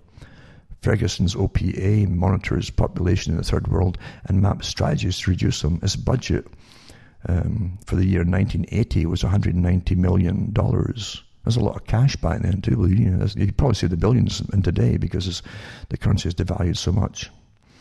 It will be $220 million eventually, as if for 81. And the Global 2000 report calls for doubling that figure. The sphere of Kissinger, 1975. OPA was brought under a reorganized State Department Bureau of Oceans, International Environment and Scientific Affairs. So how disguised it, from depopulation and so on, and population control. And let's call it the State Department's Bureau of Oceans, International Environment and Scientific Affairs, a body created by Henry Kissinger. Remember, Henry Kissinger too brought out that little bill. And he said that he, from another one too, and they both agreed, a person in the government, along with Kissinger, agreed that the greatest enemy of the state was overpopulation. Anyway, it's a long enough article, and I won't read it all here. You can read it yourselves if you want to. And other folks will do it and put it into shows very quickly, I'm sure. But another article too, and it was from Robert F. Kennedy Jr., does the coronavirus pandemic serve a global agenda? Very interesting article. And they go into it as well too. I'll put that up. And again, and getting back to what I've done before, but from 21st Century Wire, it was 23rd of December 2019, very appropriate time to bring it to. Bill Gates, MIT, or coincidental really, and MIT developed new tattoo ID to check for vaccinations. I've done this one before, but you've got to keep repeating things occasionally for the people who are overwhelmed with extra stuff. if you keep on the basic stuff, then you can argue back at least when you have an idea of at least 5 different parts of this big agenda and what's coming along the pike. And what's really important, because anybody takes this tattoo idea, really, it's beyond Brave New World, folks. And it's not going to be anything like Brave New. You're going to go into real austerity. And literally, I mean, at least in 1984, Winston could get a little corner where the camera couldn't see him to write his little diary, with total monitoring of everywhere that you're going to be at all times. You couldn't even have peace to do that. How we understand this? So that your masters, your owners, can feel safe when you're completely monitored 24 hours a day, This article goes into the whole idea of it, and the so-called invisible tattoos accompanying the vaccine is a pattern made up of minuscule quantum dots, tiny semiconducting crystals that reflect light that glows under infrared light. The pattern and vaccine gets delivered into the skin using high-tech dissolvable microneedles made of a mixture of polymers and sugar. And it's probably got links to the publishing of it too in Science Mag. It came out in the Journal of Science Translational Medicine. Can you call it? It's put under translational medicine, a tattoo in you. Yeah.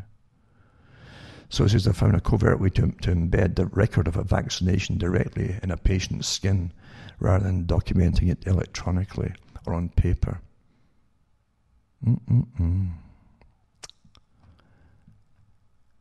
What a hell on earth, eh? And hell on earth they're bringing in under this guise. I tell you. I love too how they've suddenly changed their minds on the source of this thing, this particular disease, as they go forward with their business agreements with China and the US and Britain and Europe, and it's all business, folks, And who's going to get big lump sums from whoever was responsible?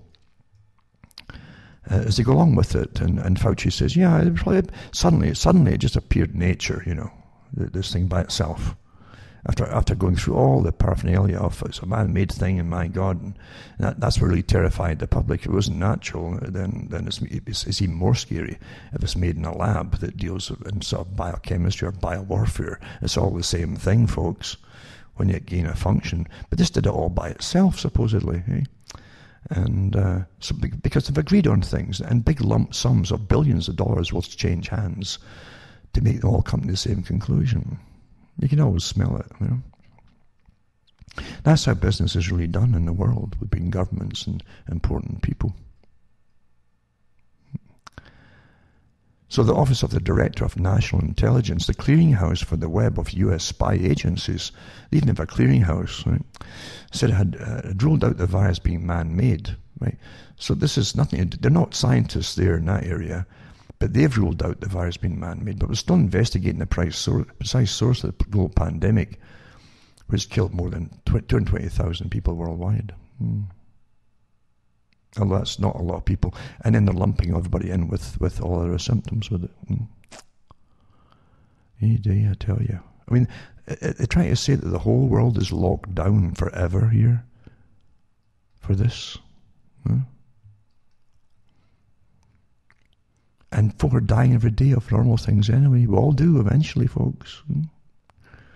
I see that the Hancock in Britain, the minister in charge of health, supposedly, said that 10,000 folk a month die normally in Britain. Normally. And they balance out between births and deaths. That's what they always do. Eh? So anyway, as I say, they'll come to agreements and money, big time money, and big favours flow back and forth and all that. And they'll say, well, yeah, it was just happened naturally. It was one of these things. A mosquito grabbed it and altered it in its body by mistake, just by pure chance. And it then bit somebody, Yeah. Or maybe a bat ate the mosquito, right? And maybe forever. You get degrees and maybes, but you go into this particular field. And you can be an expert and maybes. And then you go into this article, the dubious COVID models, the tests, and now the consequences. And that's Global Research, William Engdahl. And it says 2 major models are being used in the West since the alleged spread of coronavirus to Europe and USA to predict and respond to the spread of COVID-19. One developed at Imperial College London, the second developed with emphasis on USA effects by the University of Washington's Institute of Health Metrics and Evaluation in Seattle, near the home of Microsoft founder Bill Gates. What few know is that both groups owe their existence to generous funding by a tax-exempt foundation that stands to make literally billions on purported vaccines and other drugs to treat coronavirus, the Bill and Melinda Gates Foundation. Quite a good article, this. Early March, Professor Neil Ferguson, head of the MRC Centre for Global Infectious Disease Analysis, Imperial College London, issued a widely discussed model that focused possible COVID-19 deaths in the UK as high as 500,000. It was closely with the WHO.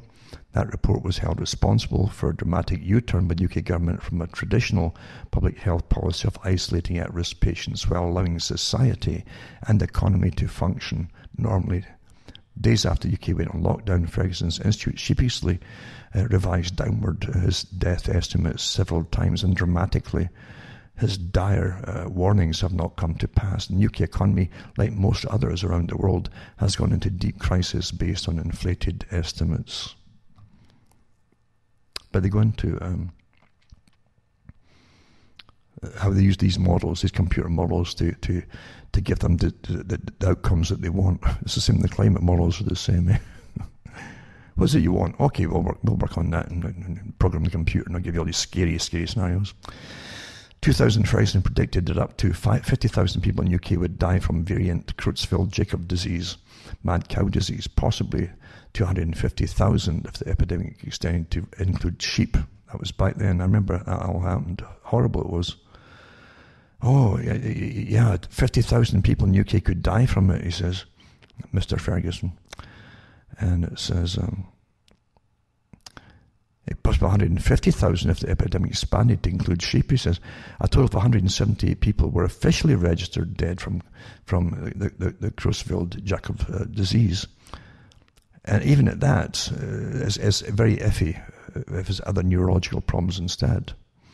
In 2005, Fergus claimed up to 200 million people, wow, in 2005 would be killed by bird flu or H5N1. This guy should work for horror movies, really. You could make some great scripts on it, couldn't you? I mean, you really could. By early 2006, the WHO had only linked 78 deaths to the virus. A big difference, eh? 200 million to 78 deaths. Then in 2009, Ferguson's group at the Imperial College advised the government that swine flu or H1N1 would probably kill 65,000 people in the UK. In the end, swine flu claimed the lives of 457 people. Ferguson and his Imperial College group have a notoriously bad track record for predicting disease consequences. And he hasn't stopped yet, as we know. Good article, though. And they bring in Dr. Anthony Fauci of his own private group, the NIAID, reportedly confronted President Trump and pressured him to declare a national health emergency, much as in the UK once the damage to the economy was begun. Ferguson's model later drastically lowered the US fatality estimates to between 100,000 to 200,000 deaths. In both US and UK cases, Neil Ferguson relied on data from the Chinese government, data which had been shown as unreliable. But also, they're all involved, as I say, with Bill and Melinda Gates and the Gavi, the Vaccine Alliance. All of them, all these people are involved in the same organizations. And also, never let a crisis go to waste. And it says the coronavirus is spreading. For the first time in history, virtually all people on Earth are faced with the same imminent common threat. Multifold stories, blah, blah, blah, blah, blah, individual suffering, unprecedented global lockdown, the intensifying call for internationally coordinated response is in every country's interest to think and act globally. You're starting to get a sniff of where it's all from, Are you? And it says that the question arises whether global threats like the coronavirus are an isolated phenomenon, blah, blah, blah, blah, blah. And it's possibly environmental stress as well, common feature associated with our economic system. We've been certain that this will not be the last global crisis And this one here goes into what should be done, blah, blah, blah. The first lesson, again, here's that term, you know where it comes from when they always say the same, weapons of mass destruction. We're all in this together. It's understandable domestic debate in the countries most affected by the crisis has been almost exclusively focused on the right approach to reducing immediate harm to their own citizens, but we should be conscious that the necessary actions taken in each country to prevent the virus from spreading, placing economic systems in a sort of hibernation, may trigger significant unintended side effects in poorer countries. We'll all be poor. What are they on about, you see? A global economy in recession. No kidding you. Is that what happens when you lock everybody down and stop them from working and that? You get global recession. I never thought. Who'd have guessed, eh? It says, then it goes into the next calamity that might happen during all this, according to The Economist, as well. They use that Economist article. But they want multilateral institutions and stronger global governance. I'd never have guessed that's where they were going with this article. As the president of Ethiopia put it in his letter to the G20, these challenges cannot be adequately addressed by any one country. Require globally coordinated response. So they get their global governance coming out of this whole, and the World Bank response is in here too. Who would have guessed the World Bank would have got in this as well, eh? There you go. The World Bank Group, it says, already prepared a package of support of your tax money and is inviting other donors to co-finance activities to achieve a massive international coordinated and proven intervention instead of small donor-driven, potentially non-replicable standalone projects. Oh, wow. That's a mouthful, eh? And improving the multilateral architecture. The UN Security Council, the World Bank Group, the IMF, all the big groups set up, the big club set up by the Royal Institute for International Affairs, that private group, eh? The CFR. Biodiversity conference as well. That's all going to get ran through it as well. Global public goods window. And all the philanthropists are on board with it. But they're part of governance now, you see. You didn't notice the getting grafted on because you don't vote for them, but they're part of your governance system. I hope you understand that. Isn't that just wonderfully utopic? Right? Isn't it?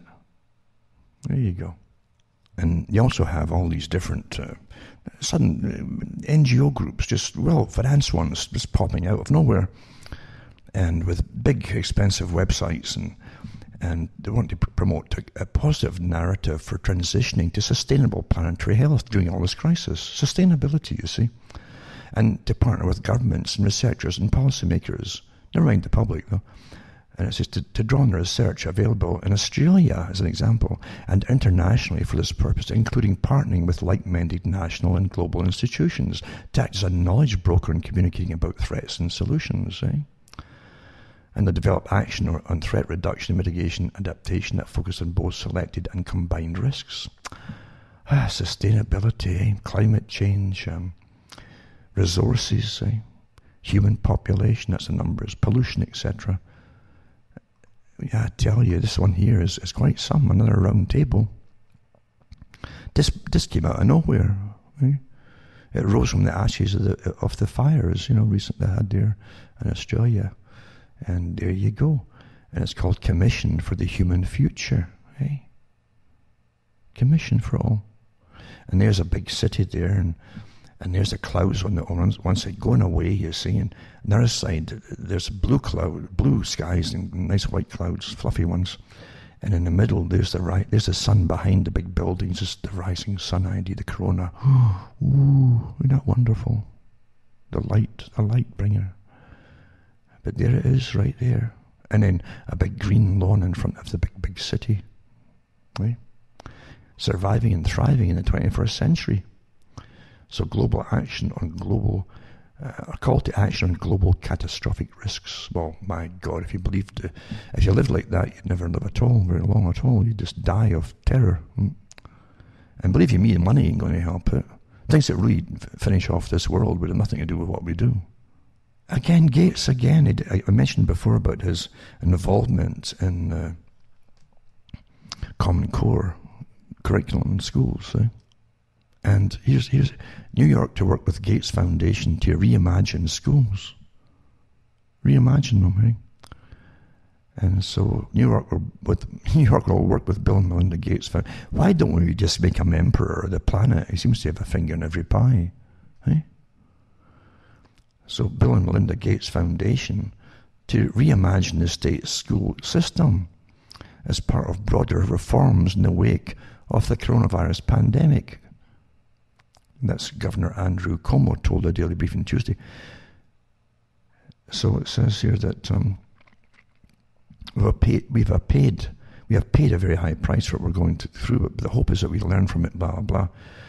So it says it wants to create a new schooling system. I guess it's all to do with internet and so on. And mind you, if you don't have schools on the go, and it's a whole new way of doing, it will save all that taxpayers' money for schools. We can go into other agendas for the big guys at the top. You understand? That's what it'll be for. Not to save you money. Yeah. Never does. Your taxes won't go down.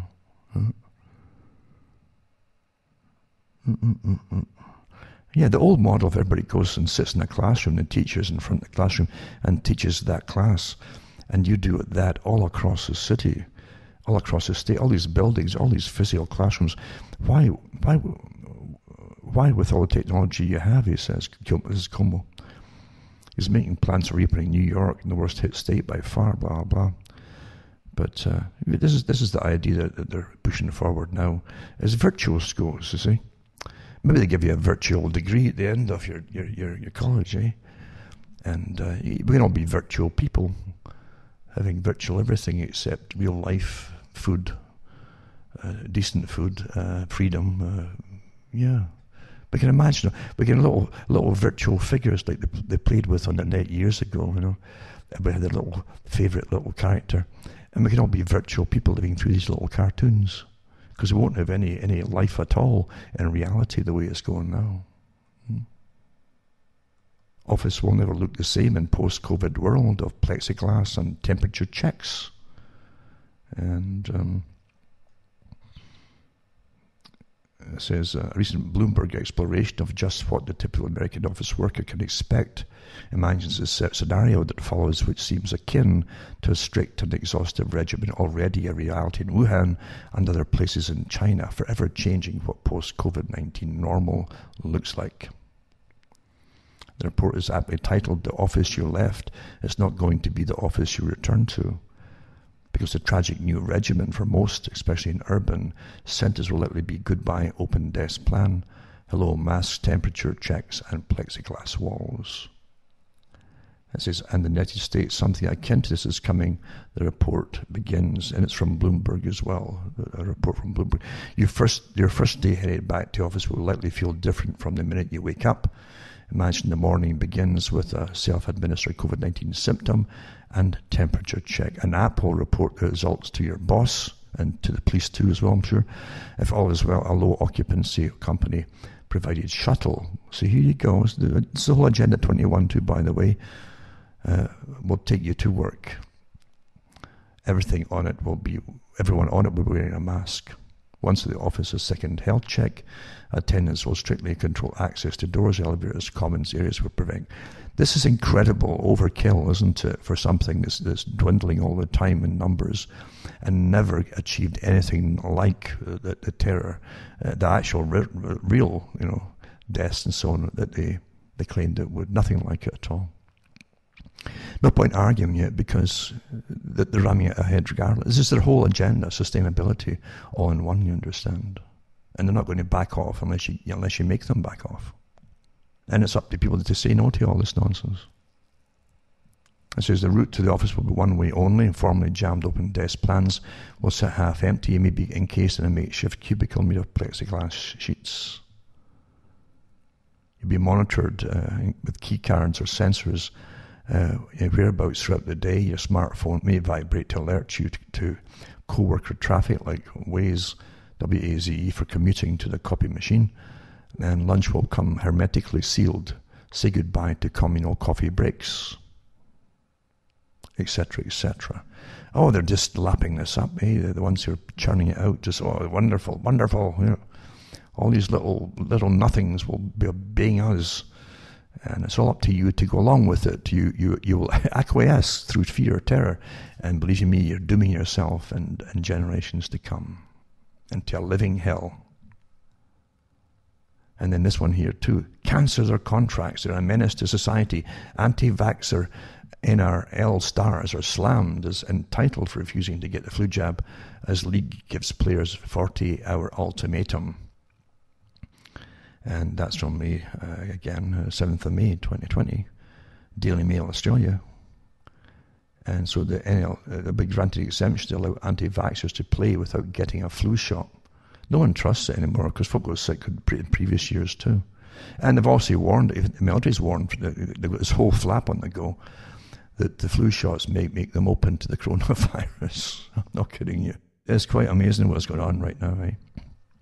So frustrated footy fans have slammed reports up to 20 top NRL players are refusing to get a mandatory flu shot.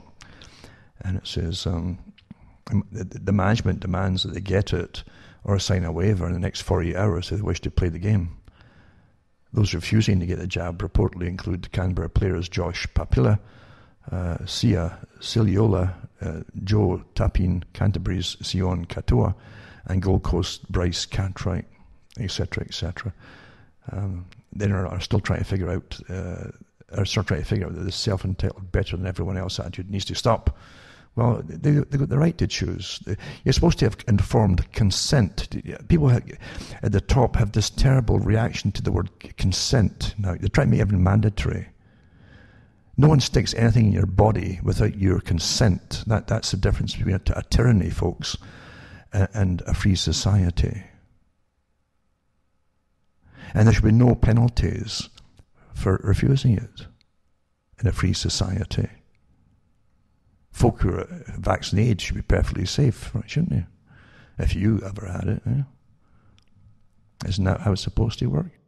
No, this stigmatization and this shaming of people is a technique that they use in totalitarian tyrannies. That's standard technique. Stigmatize opposition is terrible, disgusting enemies of humanity, blah, blah, blah. You know, it's all been done before. So I'll put that one up anyway, for those that want to do it. It's up to them. As I say, you're supposed to have informed consent. Consent means you just say yes or no, right? And you shouldn't be penalized for saying no. What's the difference of getting tortured to do something? And if you say no, they keep torturing you, you know? It's the same kind of idea. That this is tyranny when that comes down to it. Absolutely. And then you have Trudeau Mulls making coronavirus vaccine mandatory for Canadians. Well, really, is he the top honcho that says that you must allow people, your body to be pumped full of foreign stuff by private companies and corporations that are even terrified to tell the public what's even in it because it's so disgusting? Really? But then again, too, they should also say, fine, we'll take that if you agree that we can sue you and completely when it all goes wrong, you see, and sue the government as well, and the vaccine companies. They should have no protection, these vaccine companies, for what they do to the people. What's the old idea with the covenants that are supposed to take? You know, do no harm. What happened to that covenant? Huh? Do no harm? Well, the litany of harm is just endless when you go back and read it all. Oh, well, these were just aberrant. Like, really? Writing off hundreds or maybe even thousands of people across the planet over many years. It's just one of these things. Yeah. No. Nope. Not at all. Especially when such a big agenda at stake here, folks. You know. And Facebook and Wednesday appointed 20 people from around the world to serve on what they will effectively be the social media network's Supreme Court, they call it, for speech, issuing rulings on what kind of posts will be allowed and what should be taken down. There you go. Includes 9 law professors, right? A Nobel Peace Prize laureate from Yemen, it's very journalist, free speech advocates, and a writer from the libertarian Cato Institute, right? So there's your star chamber. Absent, however, was any prominent expert in studying disinformation, Facebook has struggled to contain state-based manipulation efforts as well as hoaxes on subjects like false cures and gun violence. Helle Thorning-Schmidt, a former Prime Minister of Denmark, one of 4 co-chairs on the board, said they would consider such expertise in recruiting more members. Great jobs for people doing nothing, as usual, eh? Who sit there with their noses in the air. They're so important. But again, this is where it's to go with the whole Google system too, which is part of the massive global intelligence system. That's what it is. Intelligence agency system. Of course they are. Same with Facebook. From the very beginning, they always have these fronts. And the remdesivir, the only drug shown to work, again, it's a PR thing. It's only one. No, it's not the only one that's shown to work by Gilead. It could cost up to $4,500 per treatment, despite costing just $9.32 to make. So it says that Gilead has not revealed how much its antiviral drug, remdesivir, which is approved by the FDA to treat coronavirus, will cost. It's amazing it got approved away. And it's only one that Fauci said, he would back. Interesting. The California-based company that drew intense public scrutiny when it priced its hepatitis C treatment at $1,000 per pill in 2013. You want it, you need it, we got it. That's the whole thing, isn't it? $1,000 a pill. A report estimated that it cost $9.32 to manufacture one 10-day course of remdesivir treatment. It's interesting too, I think they got funding inside the US to test this different stuff out on people. So all these companies are taxpayer, get massive input from taxpayer money. Incredible, really. Yeah. That's public-private, isn't it? Anyway, the cost watchdog said that if the drug is proven to save lives, Gilead could charge up to $4,500 per treatment. Well, there you go. They're in the business of helping people. Like everybody else is out there on these stages dictating to you. They're all there to help you. I mean, really, honestly. Now, before I get into the last little leg here of my talk for the night, I just have to remind you once again, because we've all got short memories, right? That you can help me tick along by donating to me at cuttingthroughthematrix.com website. Once again, list all the sites listed there, the official sites I have, in case any of them get pulled or go down for any reason. And hopefully you can still hear me, and you can, as you keep up to scratch on what's happening, and help me tick along, because it costs cash to keep the sites all going. And I don't sell t-shirts or herbs to make you live forever or anything like that. I just don't. I leave that to other people, and I just really survive on what people send to me here and there. Lots of people use my site, believe you me, regardless of what you might see. I've been shadow banned forever, but definitely since I came out with the whole agenda many years ago and really changed the direction of it all. At least the so-called alternate media, they had to start following me at the time, until the big boys got control of the other ones and shaped it all around me, I suppose. But that's how things happen in real life. You can't expect that you're living in some kind of fair fight of any kind. It doesn't work that way, never has. And everything is always subverted and destroyed. I've seen lots of good radio stations being taken down and destroyed because others threatened the people who advertise with them to stop advertising or else, basically. It's just astonishing, the tricks that go on, and people have no idea of what they're following. And even the alternative media often ends up just being an advocate for a political party. All the parties are the same. Again, going back to Carroll Quigley, he said the same thing back in the 1960s when he published his book. He said that the parties eventually are all the same, working for the same agendas and promising the same nonsense to the general public, but serving much higher authorities. He was a technocrat. He believed in technocracy and ruled by experts and intelligentsia. He only believed in that, so he was quite honest about it in his books.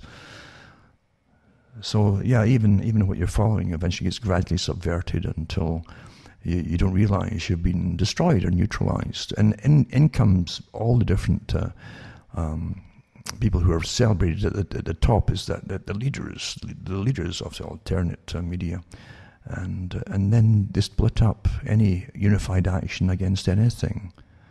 That's counterintelligence until you can't all collectively advocate against anything to save your lives down the road. That's what happens. That's very successful counterintelligence. And then you're back to voting. And you'll be voting when you're in chains with your manacles and so. You'll still be voting.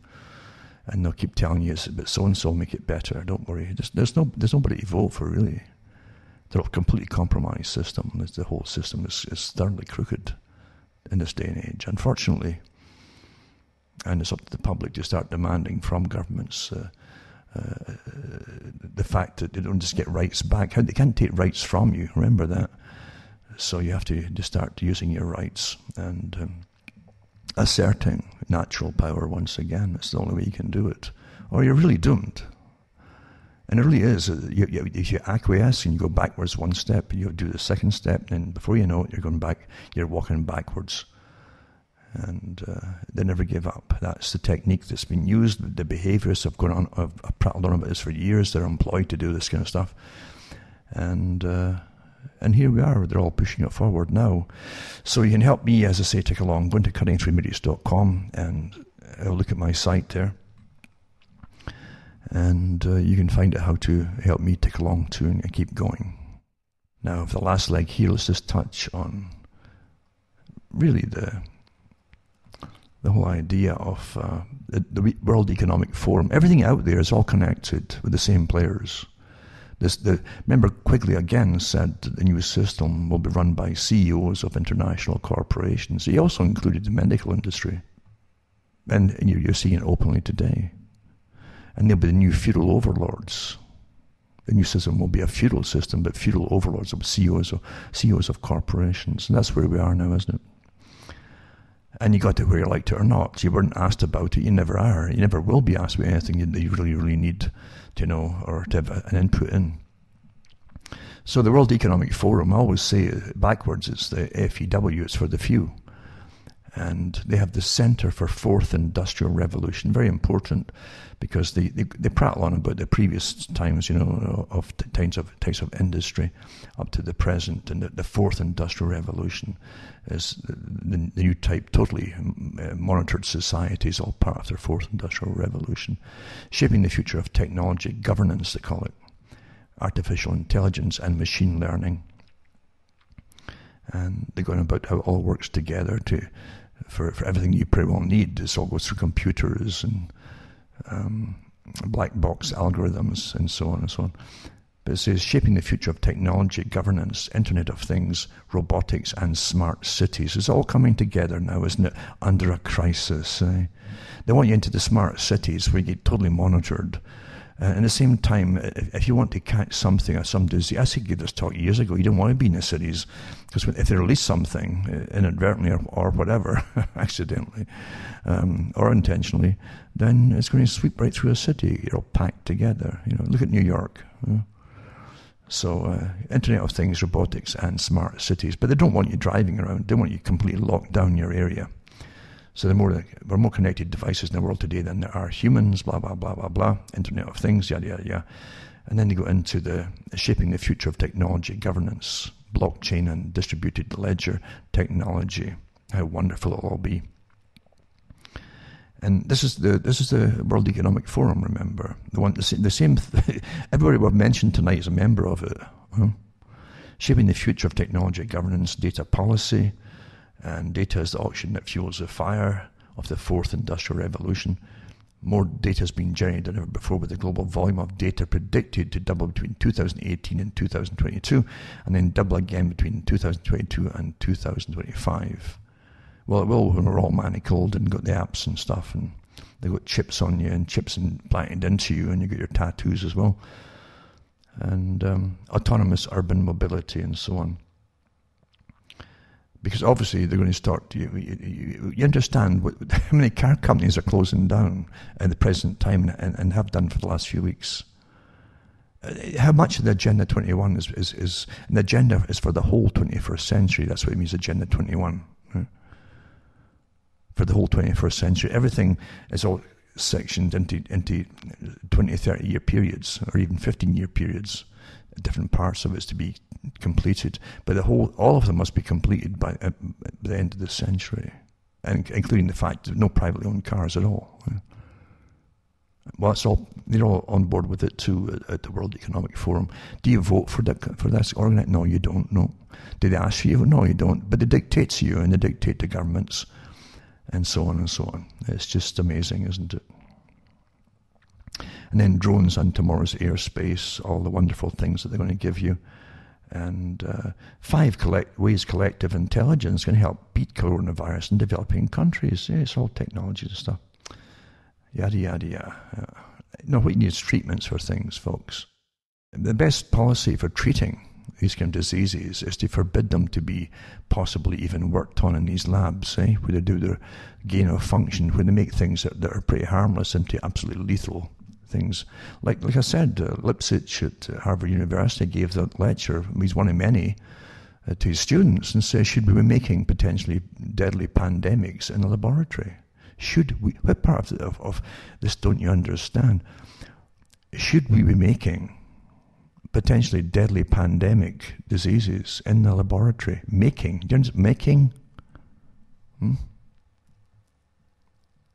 That's what they do. So that's the best thing, is prevention. Just close them all down, Close them all down. And maybe they have to get real work and real jobs. And we wouldn't have so much problems with these strange things just suddenly appearing out of nowhere,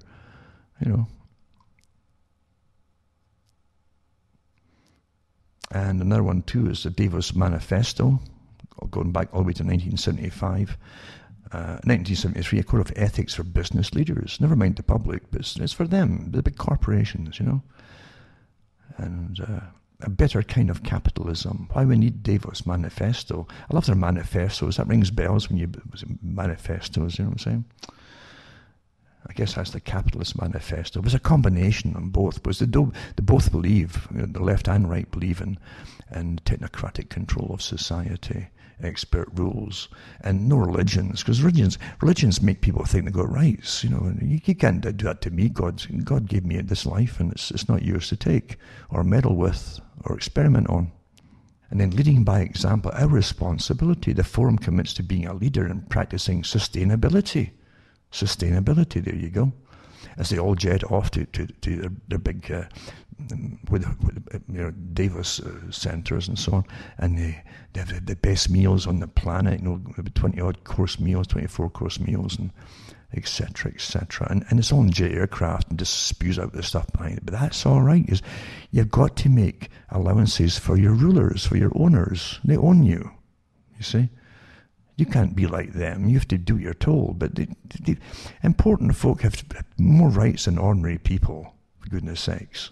But sustainability strategy for 2021 is already put out by them, and their policy and sustainable procurement policy and code of conduct for vendors. But they're just in ecstasy, orgasmic ecstasy, with all the things they can ram through now. They've got this terrible COVID thing to deal with, and how it's going to help society, and it's going to cut back on pollution, because no one's driving much these days and stuff like that.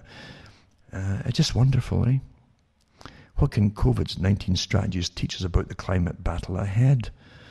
And they go into what you need to know about the coronavirus pandemic, etc. And the humanities scholars are enlisted to end the coronavirus lockdown. And the second wave is in our hands, says the WHO in the COVID-19 briefing. Oh my God, Important people. You didn't know they even existed before. Here you are, going to your work and slaving away and handing over the cash for your taxes and watching a bit of TV and getting zonked out and stuff. And you had no idea all these organizations of very important people are managing your life and the planet, You never even had to ask them. They did it all voluntarily. Wow, there you go. But they're ecstatic over what they can do with this crisis. They can ram sustainability through, and there's less pollution because no one's driving. Eh? There you go. That's going to help the climate, they say. Eh? So it provides a platform for the world's 1,000 leading companies to shape a better future. As a membership organisation, the forum engages businesses and projects and initiatives online and offline to address industry, regional and systemic issues. Members and partners benefit from tailored engagement based on their company strategies, and the deeper a company's engagement, the greater its ability to shape the forum agenda. And you have to go into their forums to realise about it, what they're really into. The platform engagements and so on, regional engagements, community engagements, and a network of communities that extends beyond each member's immediate peer group to enhance collaboration. It's worldwide, you see, and it's all through industry and so on, and strategic partnerships and so on. And they're improving the state of the world. That's their mission. These selfless CEOs of corporations, they just want to improve the world. That's why they rake in the cash and stuff. They just want to improve the world for everybody. But how can you attack something like that? It's like mum's apple pie. You should be ashamed of yourself. The strategic partners enjoy broad experience engaging with a minimum of 5 platforms, all these different platforms. Wow. And then they partner you up as a strategic partner too. There you go. And they're global innovators, you see. See, they actually direct the future of the world on your behalf without you having even asked them to do it. They're innovators in a community, and it's an invitation-only group of the world's most promising startups and scale-ups that are at the forefront of technological and business model innovation. So all the artificial intelligence groups, they're all parts of the intelligence agencies anyway, are on board with it all the biggies, you see. And how they can make it new champions. So the World Economic Forum's New Champions Committee brings together next-generation enterprises that aspire to be at the leading edge of industry. I guess that's just shackles that they're going to make, electronic shackles and everything.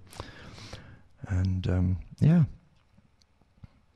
So the forum engages with New Champions Committee to ensure the voices of leading global and regional companies have a seat at the table. That's a lot of money just to make it. I can make it a seat for a few pennies, actually, quite cheaply. No? Okay. And then you've got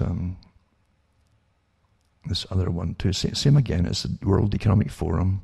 I haven't even gone into the COR tonight, but the World Economic Forum provides a platform to the world's 1,000 companies, blah, blah, blah, blah, blah, as I said before. But they shape the future. That's the whole point of control of everything, is to you plan what future you're going to bring in for the peasants. You have to rely upon, right? That's how you do it. And guess who's all part of it? Guess who's all part of this too, eh? The World Economic Forum, eh? It says, new paper outlines ways to boost manufacturing supply systems resilience. May the 1st. Who's in it? Ajay Banga, Bill Gates and Klaus Schwab urge companies to support the COVID-19 therapeutics accelerator. Oh, wow, eh? It's a small world in some ways, isn't it? The same names just keep popping up everywhere. And the latest COVID action platform, virtual meetings they're having, and stuff like that. But blockchain toolkits launched to strengthen supply chains. Isn't it astonishing too? What gets me is the big corporate chains, even in the supermarkets, are the only ones allowed to stay open. All small ones are all closed. You're not allowed to open. All the biggies are though. Because the virus is known not to infect anybody in Walmart. They know that. And there's plenty of space there. Exactly at 5 feet 11 inches away from you, that virus is going to stop dead. It's not going to get through that force field to you. And that's the absurdities of today for tonight. Now, just to show you that hell really is repetition, I'll put up the link to Mike Wallace, CBS 60 Minutes talk on government propaganda around 1976 swine flu scare, which caused a lot of damage to the people who never recovered, a lot of them. And the same kind of hype was hyped up then out of nothing really at that time. It was much less than it is now. And I'm not saying this COVID problem isn't real. It is real. and it's definitely targeting certain groups of people, but it's nothing like the figures that they claimed initially it was going to be. And in fact, the regular flu would kill a lot more people, or at the very least the same amount of people in a year. Plus they're lumping the flu cases in with it too. Rather disgusting, really. But Mike Wallace goes through what happened in 1976 with the same kind of hype then, the swine flu scare, and they wanted to vaccinate the entire population and caused incredible damage to the people. And I hope I haven't bored you stiff. I know I haven't, for the ones who really listen. But at least it's a way to understand what's really going on, and however unpleasant it might be, and frightening too. They want you all to be frightened. You don't have to be frightened, because you still have power if you only exercise it. And it's quite simple. You can start to, don't fight them on their own terms, using their own terminology. That's what they hope you'll do, and that's why they want religion out of the way. That gives you rights. Like Julian Huxley said, we must knock off humanity off their pedestal, thinking he's the supreme being on the planet. We must knock them off it in order to control them and depopulate, etc. And they did it, through science and atheism. And then they come along and with their new religion and say, now you must obey us. We're the priests with the white coats. And this is what you'll do, you see. And you start battling with their own terminology of their supposed sciences. Well, you're going to win. Huh? You need your religion, and you should stand by it. And just tell them where to get off, as they say. Has to be done. A little light here, a little light there across the planet, and there's lots and lots of little lights just light up in the darkness as folks start to reclaim their natural dignity again. And the fact that they're not an animal that's owned by anybody. And no, you're not all in it together. You're not part of a collective. That's what they've been training you to believe. You're a collective. No, you're an individual in society. And you have the rights to decide for yourselves what's to be done, especially with your own body. And otherwise, as I say, it's a living hell. A living hell has been set up for you. Honestly, I really mean that. And they try to basically sterilize it and sanitize it with terminology. We're here to help you. No. These are Mengelas out there, folks. These are Mengelas, real Mengelas. And they are trying to get you to simply cave in and allow them to own you, O-W-N. And again, the terminology you use is called N-O, no. You see? That's where you start, with that simple little word, no. It's up to you if you want human dignity of any kind at all, and any kind of life at all, because the time these characters are through with it in a living hell, people won't want to live. I really mean that. I really mean what they want to bring in. This is not a human system they're bringing in here. It's for themselves at the top. They'll be allowed all the pleasures and blah, blah, blah that you're not allowed to have, including the best of food and lots of meat, by the way.